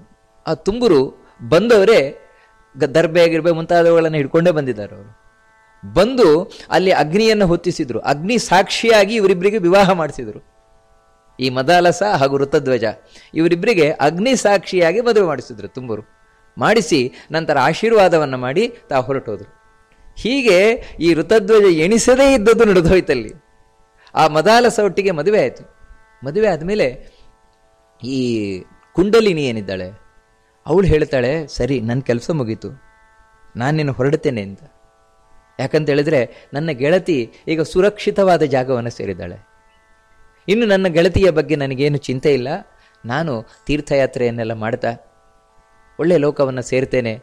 ಆದರೆ ಹೊರಡುವುದಕ್ಕಿಂತ ಮುಂಚೆ ಕೆಲವು ಮಾತು ಹೇಳ್ತೇನೆ ನಾನು ಅಂತ ಆ ಋತಧ್ವಜನನ್ನು ಕುರಿತು ಕೆಲವು ಮಾತು ಹೇಳ್ತಾಳೆ. ಒಳ್ಳೆ ಮಾತು, ಬಹಳ ಒಳ್ಳೆ ಮಾತು. ನಿಜವಾಗಲೂ ಕೂಡ ನೀವು ಮದುವೆಯ ಪತ್ರಿಕೆಯನ್ನು ಕೊಡಬೇಕಾದ್ರೆ ಅದರಲ್ಲಿ ಕಡೆ ನೀವು ವಧುವರರನ್ನು ಆಶೀರ್ವದಿಸಬೇಕಾಗಿ ನಾವು ಪ್ರಾರ್ಥಿಸಿಕೊಳ್ಳುತ್ತೇವೆ. ಅಲ್ಲಿ ಆಶೀರ್ವದಿಸಬೇಕು ಬಂತಾರೋ ಆಶೀರ್ವಚಿಸಬೇಕಂದ್ರೆ ಇದರ ಬಗ್ಗೆ ಎಲ್ಲ ಅನೇಕ ಮಂದಿಗೆ ಸಂಶಯ. ಏನು ಬೇಕಾದರೂ ಇರಲಿ ನೋಡಿ, ನಿಜವಾದ ಆಶೀರ್ವಾದ ಏನು? ಆಶೀರ್ವಾದ ಅಂತ ಹೇಳಿದ್ರೆ ಆಶೀಹಿ ವದತಿ ಅಂತ ಹೇಳಿದ್ರೆ ಒಳ್ಳೆಯ ಮಾತುಗಳನ್ನೇ ಹೇಳುವಂಥದ್ದು. ವಧೂವರರನ್ನು ಕುರಿತು ಒಳ್ಳೆಯ ಮಾತುಗಳನ್ನು ಹೇಳುವಂಥದ್ದೇ ಆಶೀರ್ವಾದ. ಆ ಆಶೀರ್ವಾದದ ಮಾತುಗಳನ್ನು ಏನು ಹೇಳ್ತಾಳೆ? ಬಹಳ ಸುಂದರವಾದ ಮಾತುಗಳು. ಅವಳು ಹೇಳ್ತಾಳೆ ಆ ಋತಧ್ವಜನನ್ನು ಕುರಿತು, ನೋಡಿ ನಿಮಗೆ ಹೇಳುವಂತಹ ಸಾಮರ್ಥ್ಯ ನನಗಿಲ್ಲ. ಯಾಕಂತ ಹೇಳಿದ್ರೆ ಬಹಳ ಸುಂದರವಾಗಿ ಹೇಳ್ತಾರೆ, ಪುಂಭಿರಪ್ಯಮಿತ ಪ್ರಜ್ಞೆ ನೋಪದೇಶೋ ಭವದ್ವಿದೆ. ಗಂಡಸರಿಗೆ ಹೆಂಗಸರಿಗೆ ಹೇಳಬೇಕಾದ ಅವಶ್ಯ ಇಲ್ಲ. ಯಾಕಂತ ಹೇಳಿದ್ರೆ ಸಾಮಾನ್ಯವಾಗಿ ಹಿಂದೆ ಗಂಡಸರು ಒಳ್ಳೆ ಶಾಸ್ತ್ರವೇತ್ತರು, ಅದರಲ್ಲಿ ನಿಮ್ಮಂಥವ್ರಿಗಂತೂ ಹೇಳಬೇಕಾದ ಅವಶ್ಯಕತೆ ಇಲ್ಲ. ಹಾಗಿದ್ರೂ ಕೂಡ ನಾನು ನನ್ನ ಗೆಳತಿಯ ಪರವಾಗಿ ಕೆಲವು ಮಾತುಗಳನ್ನು ಹೇಳ್ತೇನೆ. ಏನು ಅಂತ ಹೇಳಿದ್ರೆ, ಧಾತವ್ಯ ಕಿಮತ ಸ್ತ್ರೀಭಿ ಅಥೋ ನೋಪದಿಶಾಮಿತೆ ಕಿಂ ತುಂ ಸ್ಯಾಸ್ತಮನು ಮಧ್ಯಾಯಾ ಸ್ನೇಹ ಕೃಷ್ಟೇನ ಚೇತಸ ಭರ್ತವ್ಯ ರಕ್ಷಿತವ್ಯ ಚ ಭಾರ್ಯಾ ಹಿ ಪತಿನಾ ಸದಾ. ಯಾವತ್ತು ಪತಿಯಾದವನು ಪತ್ನಿಯನ್ನ ಭರ್ತವ್ಯ ರಕ್ಷಿಸವ್ಯ ಎರಡು ಕೆಲಸ ಮಾಡಬೇಕು ಅಂತ ಹೇಳ್ತಾಳೆ. ಬಹಳ ಚೆನ್ನಾಗಿ ಅವಳ ರಕ್ಷಣೆಯನ್ನು ಮಾಡಬೇಕು, ಅವಳ ಪೋಷಣೆಯನ್ನು ಮಾಡಬೇಕು. ಎರಡೂ ಕೂಡ ಅವಳನ್ನು ರಕ್ಷಣೆ ಮಾಡಬೇಕು. ಅಂದರೆ ಪರರು ಅವಳನ್ನು ಏನೂ ಮಾಡದ ಹಾಗೆ ಸಂಪೂರ್ಣವಾಗಿ ತಾನು ರಕ್ಷಣೆಯನ್ನು ಮಾಡಬೇಕು. ಬರೀ ರಕ್ಷಣೆ ಮಾಡಿದರೆ ಅಷ್ಟೇ ಪತಿಯ ಕರ್ತವ್ಯ ಮುಗಿಲಿಲ್ಲ, ಮತ್ತೆ ಅವಳನ್ನು ಸುಖವಾಗಿ ನೋಡ್ಕೊಳ್ಬೇಕು. ಅವಳ ಹೊಣೆಗಾರಿಕೆಯನ್ನು ತಾನು ಹೊರಬೇಕಿದೆ. ಭರ್ತವ್ಯ ಅಂತ ಹೇಳಿದ್ರೆ ಅದಕ್ಕೆ ಅವನಿಗೆ ಭರ್ತೃ ಅಂತ ಹೆಸರು, ಅಂದರೆ ಹೊರುವವನು, ಅವಳ ಜವಾಬ್ದಾರಿಯನ್ನು ಹೊರುವವನು. ಅದಕ್ಕೋಸ್ಕರವೇ ಆ ಹೆಣ್ಣಿನ ತಂದೆ ವಿವಾಹ ಆಗಿ ಧಾರ ಎರೆದು ಕೊಡಬೇಕಾದ್ರೆ ನೋಡು, ನನ್ನ ಮಗಳನ್ನು ನಾನು ನಿನಗೆ ಧಾರೆ ಎರೆದು ಕೊಡ್ತಾ ಇದ್ದೇನೆ, ಇವಳ ಜವಾಬ್ದಾರಿಯನ್ನು ಇಲ್ಲಿವರೆಗೆ ನಾನು ಹೊತ್ತಿದ್ದೆ, ಇನ್ನು ನೀನು ಹೊತ್ತಬೇಕು, ನೀನು ಹೊರಬೇಕು ಅಂತ ಹೇಳಿದಾಗ ಮಾತು ಕೊಡ್ತಾನ. ಆಯಿತು, ನಾನು ಹೊರ್ತೇನೆ. ಇದೇನು ಅಂದ್ರೆ ಇವತ್ತೆಲ್ಲ ಸಂಸ್ಕೃತದಲ್ಲಿ ಈ ಮಾತುಗಳೆಲ್ಲ ಇರೋದ್ರಿಂದ ಎಷ್ಟೋ ಮಂದಿಗೆ ಏನು ಅಂತಾನೆ ಗೊತ್ತಿರೋಲ್ಲ. ಆದರೆ ನಿಜವಾಗಿಯೂ ಕೂಡ ಆ ಹೆಣ್ಣಿನ ಸಂಪೂರ್ಣ ಜವಾಬ್ದಾರಿ ನಿನಗಿದೆ. ಇದನ್ನು ಆ ಹುಡುಗಿಯ ತಂದೆ ವಹಿಸಿಕೊಡ್ತಾನೆ. ಆ ಹುಡುಗ ಅದನ್ನು ತಾನು ಸ್ವೀಕಾರ ಮಾಡ್ತಾನೆ. ನೋಡು, ಆ ಮಾತಿನಿಂದಾಗಿ ನೀನು ರಕ್ಷಣೆ ಮಾಡಬೇಕು. ಅಲ್ಲ, ಯಾಕೆ ಈ ರಿಸ್ಕ್ ಯಾಕೆ ಬೇಕು? ಹಾಗಿದ್ರೆ ಮದುವೆ ಆಗದೆ ಇರುವುದೇ ಒಳ್ಳೆಯದಲ್ವಾ? ಈ ರೀತಿ ಯಾವುದೋ ಒಂದು ಹೆಣ್ಣು ಕಟ್ಕೊಂಡು ಅವಳು ಬೇರೆ ತಲೆಯಲ್ಲಿ ನಾವು ಇಟ್ಕೊಂಡು ತಿರುಗುವುದಕ್ಕಿಂತ ಅವಳು ಜವಾಬ್ದಾರಿ ವಹಿಸ್ಕೊಂಡು ಮದುವೆ ಆಗದೇ ಇರೋದು ಒಳ್ಳೆಯದಲ್ವಾ? ಅಂದರೆ ಹೌದು, ವಿವಾಹ ಅನ್ನುವಂಥದ್ದು ಯಾಕೆ ಬೇಕು? ಬಹಳ ಸುಂದರವಾಗಿ ಹೇಳ್ತಾಳೆ ನೋಡಿ. ಆ ಕುಂಡಲಿನಿಯ ಮಾತು ಬಹಳ ಸುಂದರವಾದದ್ದು. ಇವತ್ತು ನಾವು ಈ ಮಾತನ್ನು ಅರ್ಥ ಮಾಡಿಕೊಂಡು ಅಂತ ಹೇಳಿದ್ರೆ ಮದುವೆ ಅನ್ನುವುದಕ್ಕೆ, ವಿವಾಹ ಅನ್ನುವುದಕ್ಕೆ ಸಾರ್ಥಕವಾಗ್ತದೆ. ಇದು ಅರ್ಥವೇ ಆಗಿಲ್ಲ ನಮಗೆ. ಇವತ್ತು ಮದುವೆ ಅನ್ನುವುದು ಮೋಜಾಗಿದೆ ನಮಗೆ. ಅಲ್ಲ, ಏನಾಗಿದ್ರೆ ಏನು ವಿವಾಹ ಯಾಕೋಸ್ಕರ? ಬಹಳ ಸುಂದರವಾಗಿ ಹೇಳ್ತಾಳೆ, ಧರ್ಮಾರ್ಥ ಕಾಮ ಸಂಸಿದ್ಧೈ ಭಾರ್ಯಾ ಭರ್ತುಃ ಸಹಾಯಿನಿ. ಯಾವತ್ತು ಧರ್ಮ, ಅರ್ಥ, ಕಾಮ ಈ ಮೂರನ್ನ ಪತಿಯಾದವ ಪಡಿಬೇಕು ಅಂತ ಹೇಳಿದ್ರೆ ಅದಕ್ಕೆ ಪತ್ನಿಯ ಸಹಾಯ ಬೇಕು ಅಂತ ಹೇಳಿದ್ರೆ, ವಿವಾಹ ಅನ್ನುವಂಥದ್ದಿರುವುದು ಧರ್ಮಾರ್ಥ ಕಾಮಗಳನ್ನು ಪಡಿಲಿಕ್ಕೋಸ್ಕರ, ಪತ್ನಿಯ ಸಹಾಯದಿಂದ ಧರ್ಮಾರ್ಥ ಕಾಮಗಳನ್ನು ಪಡೆಯುವುದಕ್ಕೋಸ್ಕರ ಅಂತ ಹೇಳಿದ್ರೆ, ಒಬ್ಬ ಪತಿಯಾದವ ತಾನು ಏನಾದರೂ ಧರ್ಮ ಕಾರ್ಯವನ್ನು ಮಾಡ್ತಾನೆ ಅಂತ ಹೇಳಿದ್ರೆ ಅದಕ್ಕೆ ಪತ್ನಿಯ ಸಹಾಯ ಬೇಕು. ಅಲ್ಲ, ಪತ್ನಿಯ ಸಹಾಯ ಇಲ್ಲದೆ ಇದ್ರೆ, ಹೆಣ್ಣಿನ ಸಹಾಯ ಇಲ್ಲದಿದ್ರೆ ಮಾಡ್ಲಿಕ್ಕೆ ಆಗುವುದೇ ಇಲ್ಲ ಅಂತಲ್ಲ. ಯಾಕಂದ್ರೆ ಇವಾಗ ಸನ್ಯಾಸಿಗಳಿದ್ದಾರೆ, ಸನ್ಯಾಸಿಗಳು ಪತ್ನಿಯ ಸಹಾಯ ಇಲ್ಲದೆ ಅವರಿಗೆ ಯಾವ ಹೆಣ್ಣಿನ ಸಹಾಯ ಬೇಕಾಗಿಲ್ಲ. ಆದರೆ ಅವರ ಸಾಧನೆಯ ಮಾರ್ಗವೇ ಬೇರೆ ಅದು. ಯಾಕಂತ ಹೇಳಿದ್ರೆ ಆ ಮಾರ್ಗದಲ್ಲಿ ಸಾಗಬೇಕಾದ್ರೆ ಯಾರ ಸಹಾಯವೂ ಬೇಕಾಗಿಲ್ಲ, ತಂಪಾಡಿಗೆ ತಾವು ಮಾಡ್ತಾ ಇರ್ತಾರೆ. ಅವರಿಗೆ ಸಾಮಾಜಿಕವಾದ ಒಂದು ಜವಾಬ್ದಾರಿ ಕಮ್ಮಿ ಇರ್ತದೆ. ಆದರೆ ಎಲ್ರಿಗೂ ಆ ರೀತಿ ಸನ್ಯಾಸ ಮಾರ್ಗದಲ್ಲಿ ಹೋಗ್ಲಿಕ್ಕಾಗೋಲ್ಲ. ಆದರೆ ಎಲ್ಲರೂ ಕೂಡ ಧರ್ಮ ಮಾರ್ಗದಲ್ಲಿ ಹೋಗಲೇಬೇಕು. ಆದರೆ ಆ ಸನ್ಯಾಸಿಗಳಾಗದೆ ನಾನು ಧರ್ಮ ಮಾರ್ಗದಲ್ಲಿ ಸಾಗುತ್ತೇನೆ ಅಂತ ಯಾರಾದರೂ ಇಚ್ಛಿಸಿದ ಪಕ್ಷದಲ್ಲಿ ಅವರು ಈ ಧರ್ಮ ಮಾರ್ಗದಲ್ಲಿ ಚೆನ್ನಾಗಿ ಸಾಗಬೇಕು ಅಂತ ಹೇಳಿದ್ರೆ ಅದಕ್ಕೆ ಸಹಾಯಕಿಯಾಗಿ ಒಬ್ಬಳಬೇಕು. ಆ ಸಹಾಯಕಿಯಾಗಿ ನಿಲ್ಲುವವಳೇ ಪತ್ನಿ ಅಂತ ಹೇಳ್ತಾರೆ. ಆ ಪತ್ನಿಯ ಸಹಾಯದಿಂದಾಗಿ ಅವನು ಆ ಧರ್ಮ ಕಾರ್ಯಗಳನ್ನು ಚೆನ್ನಾಗಿ ಮಾಡ್ಕೊಂಡು ಹೋಗ್ಲಿಕ್ಕಾಗತ್ತೆ, ಪರ್ಫೆಕ್ಟಾಗಿ ಮಾಡ್ಲಿಕ್ಕಾಗತ್ತೆ. ಅಷ್ಟೇ ಇದ್ರೆ ಅಷ್ಟು ಪರ್ಫೆಕ್ಟಾಗಿ ಮಾಡ್ಲಿಕ್ಕಾಗಲ್ಲ. ಅವಳ ಸಹಾಯ ಇದ್ದಾಗ ಒಂದು ಪೂಜೆಯೇ ಇರಬಹುದು, ಒಂದು ಪೂಜೆಯ ಅಥವಾ ಒಂದು ಜಪ ಯಾವುದೋ ಒಂದು ಇರಬಹುದು. ಇವನಿಗೆ ತನ್ನ ಪತ್ನಿಯ ಸಹಾಯ ಇದೆ ಅಂತ ಹೇಳಿದಾಗ ಅವಳು ಪುಷ್ಪವನ್ನು ತಂದು ಕೊಡ್ತಾಳೆ. ಇವನಿಗೆ ಬೇಕು ಪೂಜೆ ಇದ್ದೇನು ಬೇಕು ಅದನ್ನೆಲ್ಲ ಮಾಡಿಕೊಡ್ತಾನೆ. ಇವನು ನಿಶ್ಚಿಂತೆಯಿಂದ ಪೂಜೆ ಮಾಡ್ಬೋದು. ಇಲ್ಲ, ಯಾರು ಸಹಾಯಕರು ಇಲ್ಲದೆ ಇದ್ದಾಗ ಇವನು ಮಾಡ್ಕೊಳ್ತಾನೆ, ಇಲ್ಲ ಅಂತಲ್ಲ. ಆದರೆ ಇವನು ಮಾಡಿಕೊಳ್ಳಬೇಕಾದ್ರೆ ಮೊದಲು ಎಷ್ಟು ಏಕಾಗ್ರತೆಯಿಂದ ಮಾಡ್ತಾನೆ ಅಂದರೆ, ಪತ್ನಿ ಇದ್ದಾಗ ಅವಳು ಸಹಾಯ ಮಾಡಿಕೊಟ್ಟಾಗ ಎಷ್ಟು ಏಕಾಗ್ರತೆಯಿಂದ ಮಾಡ್ತಾನೆ ಅಷ್ಟು ಮಾಡ್ಲಿಕ್ಕೆ ಕಷ್ಟ ಆಗ್ಬೋದು ಅವನಿಗೆ. ಆ ಕಾರಣದಿಂದ ಧರ್ಮ ಕಾರ್ಯದಲ್ಲೇ ಇವನಿಗೆ ಅವಳು ಸಹಾಯಕಿಯಾಗಿರ್ತಾಳೆ. ಅದೇ ರೀತಿ ಅರ್ಥ, ಸಂಪತ್ತೇನಿದೆ, ನಿಜವಾಗ್ಲೂ ಸಂಪತ್ತು ಸಿಗಬೇಕು ಅಂತ ಹೇಳಿದ್ರೆ ಹೆಣ್ಣು ಬೇಕು. ಇದು ನಾವು ಯಾವ ರೀತಿ ಅರ್ಥ ಮಾಡ್ಕೊಳ್ತೇವೆ ಅಂದರೆ, ಹಾಗಿದ್ರೆ ಹೆಣ್ಣು ದುಡಿಬೇಕು, ಗಂಡು ದುಡಿಬೇಕು ಅಂತ. ಮನೆಯಲ್ಲಿ ಗಂಡ ಹೆಂಡತಿ ಇಬ್ರು ದುಡಿಬೇಕು, ಈ ರೀತಿ ಅರ್ಥ ಮಾಡ್ಕೊಂಡು ಬಿಡ್ತೇವೆ ನಾವು. ಆ ರೀತಿ ಎಲ್ಲ ಹೇಳುವುದು ನೋಡಿ. ಯಾವತ್ತೂ ದುಡಿಯುವುದು ಮುಖ್ಯ ಅಲ್ಲ, ದುಡಿದದ್ದನ್ನು ಹೇಗೆ ವಿನಿಯೋಗ ಮಾಡ್ತೇವೆ ಅನ್ನೋದು ಮುಖ್ಯ. ಯಾವಾಗ ಒಬ್ಬಳು ಹೆಣ್ಣಿಗೆ ಗಂಡ ದುಡಿದುಕೊಂಡು ಬಂದ ಸಂಪತ್ತನ್ನು ಹೇಗೆ ವಿನಿಯೋಗ ಮಾಡಬೇಕು ಅಂತ ಗೊತ್ತಿಲ್ಲದೆ ಇದ್ರೆ, ಗಂಡನಿಗೆ ಲಕ್ಷ ಗಟ್ಟಲೆ ಬಂದರೂ ಕೂಡ ಇವರು ತಿನ್ಲಿಕ್ಕೆ ಅರ್ಧಂಬರ್ಧ ಹೊಟ್ಟೆ ಇರುವಂಥದ್ದು, ಅಥವಾ ಅನಾರೋಗ್ಯ ಪೀಡಿತರಾಗೇ ಇರುವಂಥದ್ದು, ಅಥವಾ ದುಃಖಿಗಳಾಗೇ ಇರುವಂಥದ್ದು. ಕಾರಣ ಏನಂತ ಹೇಳಿದ್ರೆ, ಅವಳಿಗೆ ಹೇಗೆ ವಿನಿಯೋಗ ಮಾಡಬೇಕು ಅಂತ ಗೊತ್ತಿಲ್ಲ. ಹಾಳು ಖರ್ಚು ಮಾಡುವುದೇ ಹೆಚ್ಚು, ದುಡ್ಡನ್ನು ಹಾಳು ಖರ್ಚು ಮಾಡುವುದೇ ಹೆಚ್ಚು, ಸದ್ವಿನಿಯೋಗ ಮಾಡುವುದಿಲ್ಲ. ಹೇಗೆ ಉಪಯೋಗ ಮಾಡಬೇಕು ಅಂತ ಗೊತ್ತಿಲ್ಲ. ಅದೇ ಒಳ್ಳೆ ಬುದ್ಧಿವಂತೆಯಾದ ಪತ್ನಿ ಇದ್ದಾಳೆ ಅಂತ ಹೇಳಿದ್ರೆ, ಚಾಣಾಕ್ಷಳಾದ ಪತ್ನಿ ಇದ್ದಾಳೆ ಅಂತ ಹೇಳಿದ್ರೆ ನೋಡಿ, ಎಂಥ ಬಡತನದಲ್ಲಿಯೂ ಕೂಡ ಇವನು ಸಿರಿತನವನ್ನು ಕಾಣ್ತಾನೆ. ಚಾಣಾಕ್ಷಳಾದ ಪತ್ನಿ ಇದ್ದು ಅಂತ ಹೇಳಿದ್ರೆ, ಅಂದರೆ ದುಡ್ಡು ಸಂಪಾದನೆ ಮಾಡುವುದು ಮುಖ್ಯ ಅಲ್ಲ, ಆ ದುಡ್ಡನ್ನು ಹೇಗೆ ವಿನಿಯೋಗ ಮಾಡಬೇಕು ಅನ್ನೋದು ತಿಳಿದಿರುವುದು ಮುಖ್ಯ. ಅದು ಸ್ತ್ರೀಯರಿಗೆ ಗೊತ್ತಿರಬೇಕು. ಪುರುಷರು ಸಂಪಾದನೆ ಮಾಡ್ಕೊಂಡು ಬರ್ತಾರಷ್ಟೇ, ಆದರೆ ಅದನ್ನು ಖರ್ಚು ಮಾಡೋದು ಯಾರು ಅಂದರೆ ಹೆಣ್ಮಕ್ಳು. ಆ ಹೆಣ್ಣು ಮಕ್ಕಳು ನಿಜವಾಗ್ಲೂ ಒಳ್ಳೆ ರೀತಿಯಿಂದ ಖರ್ಚು ಮಾಡ್ಲಿಕ್ಕೆ ಕಲ್ತರು ಅಂತ ಹೇಳಿದ್ರೆ, ಒಳ್ಳೆ ರೀತಿ ಖರ್ಚು ಮಾಡೋದು ಅಂತ ಹೇಳಿದ್ರೆ ಜಿಪುಣತನ ತೋರಿಸೋದು ಅಂತ ಅರ್ಥ ಅಲ್ಲ. ಮನೆಗೆ ಬೇಕಾದಷ್ಟು ಎಲ್ರಿಗೂ ಕೂಡ ಖುಷಿಯಾಗಿ ಎಷ್ಟು ಬೇಕೋ ಅಷ್ಟನ್ನೆಲ್ಲ ಕೊಡ್ತಾ ಮಾಡ್ತಾ, ಹಾಗೆ ದುಡ್ಡನ್ನು ಸಂಗ್ರಹ ಮಾಡ್ತಾ, ಕಷ್ಟ ಕಾಲಕ್ಕೆ ಬೇಕು ಅಂತ ಈ ರೀತಿ ಯಾವ ಹೆಣ್ಣು ಇರ್ತಾಳೆ, ನಿಜವಾಗಿಯೂ ಕೂಡ ಅವಳು ಮಹಾಲಕ್ಷ್ಮಿ. ಅವಳು ಅವಳಿಂದಾಗಿ ಪತಿ ಅಲ್ಪ ಸಂಬಳದಲ್ಲಿಯೂ ಕೂಡ ತಾನು ಒಳ್ಳೆ ಸುಖವನ್ನು ಪಡ್ತಾಳೆ. ನಿಮಗೊಂದು ಉದಾಹರಣೆ ಹೇಳಬೇಕು ಅಂತ ಹೇಳಿದ್ರೆ, ಹಿಂದಿನ ಕಾಲದಲ್ಲೆಲ್ಲ ಇರ್ತಾ ಇದ್ರು ಹೆಣ್ಮಕ್ಳು. ಹಿಂದಿನ ಕಾಲದಲ್ಲೇನು ಈಗಿನಾಗೇನು ಶ್ರೀಮಂತಿಕೆ ಇರಲಿಲ್ವಲ್ಲ. ಆದರೆ ನೋಡಿ, ಯಾರು ತಿನ್ಲಿಕ್ಕೆ ಅರ್ಧ ಹೊಟ್ಟೆ ಮಾಡ್ಕೊಳ್ತಾ ಇರಲಿಲ್ಲ. ಹೇಗಂತ ಹೇಳಿದ್ರೆ, ಇವಾಗ ಒಂದು ಸೌತೆಕಾಯನ್ನು ಅಥವಾ ಕುಂಬಳಕಾಯನ್ನು ಯಾವುದಾದ್ರೂ ತೊಗೊಂಬಂದ್ರೆ, ಮಂಗಳೂರು ಸೌತೆಕಾಯನ್ನು ತೊಗೊಂಬಂದ್ರೆ, ಅದರ ಸಿಪ್ಪೆಯಲ್ಲಿ ಒಂದು ಪದಾರ್ಥವನ್ನು ಮಾಡ್ತಾ ಇದ್ರು ಅಡಿಗೆಗೆ ಬೇಕಾದದ್ದು. ಅದರ ಒಳಗಿನದ್ರಲ್ಲಿ ಒಂದು ಪದಾರ್ಥ ಮಾಡ್ತಾ ಇದ್ರು. ಒಳಗೆ ತಿರುಳೇನಿದೆ, ತಿರುಳಿನ ಇನ್ನೊಂದು ಪದಾರ್ಥ. ಅಂದರೆ ನೋಡಿ, ಒಂದೇ ಸೌತೆಕಾಯಿಯಲ್ಲಿ 3 ಪದಾರ್ಥಗಳು. ಅಂದರೆ ಇದೇನು ಅಂದರೆ ಚಾಕುಚಕ್ಯತೆ, ಒಂದು ಹೆಣ್ಣುಮಗಳಿನ ಚಾಕುಚಕ್ಯತೆ, ಖರ್ಚು ಕಮ್ಮಿಯಲ್ಲಿ, ಆದರೆ ಅದರಿಂದ ರುಚಿ ರುಚಿಯಾದ ಊಟ ಬೇಕಾದ. ಇದು ಬುದ್ಧಿವಂತಿಕೆ. ಯಾವುದನ್ನು ಹಾಳು ಮಾಡದೆ, ವೇಸ್ಟ್ ಮಾಡದೆ, ಮತ್ತೆ ಸದ್ವಿನಿಯೋಗವನ್ನು ಮಾಡ್ತಾ ಈ ರೀತಿ ಹೆಂಡತಿ ಇದ್ದಾಳೆ ಅಂತ ಹೇಳಿದ್ರೆ, ದುಡ್ಡು ಸ್ವಲ್ಪ ಇದ್ರೇ ಬೇಕಾದಷ್ಟು ಸಾಕು. ಅದಿಲ್ವಾ, ಹಾಳು ಮಾಡಿ ತಿರುಗುವ ಪತ್ನಿ ಇದ್ದಾಳೆ ಅಂತ ಹೇಳಿದ್ರೆ, ಎಷ್ಟು ಆಭರಣ ಇದ್ರೂ ಸಾಕಾಗೋಲ್ಲ, ಎಷ್ಟು ಸೀರೆ ಇದ್ರೂ ಸಾಕಾಗೋಲ್ಲ, ಎಷ್ಟು ಅಲಂಕಾರಿಕ ವಸ್ತುಗಳಿದ್ರೂ ಸಾಕಾಗೋಲ್ಲ, ಎಷ್ಟು ತಿರುಗಿದ್ರೂ ಸಾಕಾಗೋಲ್ಲ. ಇನ್ನೂ ಬೇಕು ಅಂತ ಹೇಳುವವಳಿಗೆ ಅವಳು ದುಡಿದು, ಗಂಡ ದುಡಿದು, ಮಕ್ಕಳು ದುಡಿದ್ರೂ ಸಾಕಾಗೋಲ್ಲ. ಅದಕ್ಕಾಗಿ ಮುಖ್ಯವಾಗಿ ಅರ್ಥ ಅನ್ನೋದೇನಿದೆ, ಸಂಪತ್ತು ಉಳಿಯುವುದು ಪತ್ನಿಯಿಂದ, ಬೆಳೆಯುವುದು ಪತ್ನಿಯಿಂದ. ಅದಕ್ಕಾಗಿ ಪತ್ನಿ ಬೇಕು ಒಬ್ಬ ಪುರುಷನಿಗೆ. ಅದೇ ರೀತಿ ಕಾಮ, ಇವನ ಆಸೆ ಆಕಾಂಕ್ಷೆಗಳೇನಿದೆ, ಈ ಎಲ್ಲ ಆಸೆ ಆಕಾಂಕ್ಷೆಗಳನ್ನು ಪೂರಣೆ ಮಾಡುವವಳು ಸ್ತ್ರೀ. ಯಾಕಂತ ಹೇಳಿದ್ರೆ, ಬೇರೆ ರೀತಿಯಿಂದ ಇವನು ಹೋದ ಅಂತ ಹೇಳಿದ್ರು ಆಸೆ ಆಕಾಂಕ್ಷೆಗಳ ಕಾಮನೆಗಳನ್ನು ಪೂರಣೆ ಮಾಡ್ಕೊಳ್ಳಿಕ್ಕೆ ಬೇರೆ ದಾರಿ ಹಿಡಿದ ಅಂದರೆ ಅವನ ಅಡ್ಡದಾರಿ ಹಿಡಿದ ಅಂತ ಅರ್ಥ. ಅದರಿಂದಾಗಿ ಉದ್ಧಾರ ಆಗೋಲ್ಲ. ಅದೇ ಅವನ ಎಲ್ಲ ಆಸೆ ಆಕಾಂಕ್ಷೆಗಳನ್ನು ಪತ್ನಿ ಪೂರಣೆ ಮಾಡ್ತಾಳೆ ಅಂತ ಹೇಳಿದ್ರೆ, ಆಗ ಅವನ ಕಾಮ ಸಾರ್ಥಕ ಆಗ್ತದೆ. ಹೀಗೆ ಧರ್ಮಾರ್ಥ ಕಾಮಗಳೇನಿದೆ ಅದನ್ನು ಇವನು ಸಂಪೂರ್ಣ ಮಾಡ್ಕೊಳ್ಬೇಕು ಈ ಜಗತ್ತಿನಲ್ಲಿ ಅಂತ ಹೇಳಿದ್ರೆ, ಅದಕ್ಕೆ ಪತ್ನಿಯ ಸಹಾಯ ಬೇಕು. ಪತ್ನಿಯಿಂದ ಮಾತ್ರ ಸಾಧ್ಯ. ಯಾಚ ಭಾರ್ಯ ಚ ಭರ್ತಾ ಚ ಪರಸ್ಪರ ಮನುವ್ರತೋ ತದಾ ಧರ್ಮಾರ್ಥ ಕಾಮಾನಾಂ ತ್ರಯಾಣಾಮಪಿ ಸಂಗಮಂ. ಹಾಗಿದ್ರೆ ಗಂಡಸರಿಗೆ ಪತ್ನಿಯ ಅವಶ್ಯಕತೆ ಇದೆ, ಪತ್ನಿಗೆ ಗಂಡನದ ಅವಶ್ಯಕತೆ ಇಲ್ಲ. ಯಾಕಂದರೆ ಗಂಡನಿಗೆ ಅವಶ್ಯಕತೆ ಇರುವುದು ಧರ್ಮಾರ್ಥ ಕಾಮಗಳಿಗೆ ಅಂತ ಹೇಳಿದ್ರೆ, ಇಲ್ಲ ಅಂತ ಹೇಳ್ತಾರೆ. ಪತ್ನಿಯೂ ಕೂಡ ಧರ್ಮಾರ್ಥ ಕಾಮಗಳನ್ನು ಪಡಿಬೇಕು ಅಂತ ಹೇಳಿದ್ರೆ, ಅವಳು ಧರ್ಮ ಕಾರ್ಯವನ್ನು ಮಾಡಬೇಕು ಅಂತ ಹೇಳಿದ್ರೆ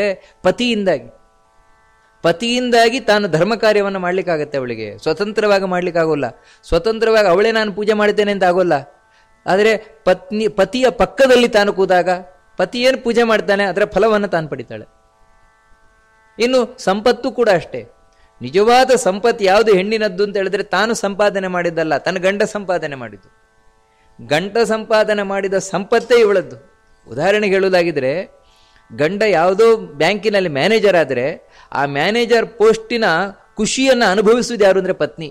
ನನ್ನ ಗಂಡ ಮ್ಯಾನೇಜರ್ ಅಂದ.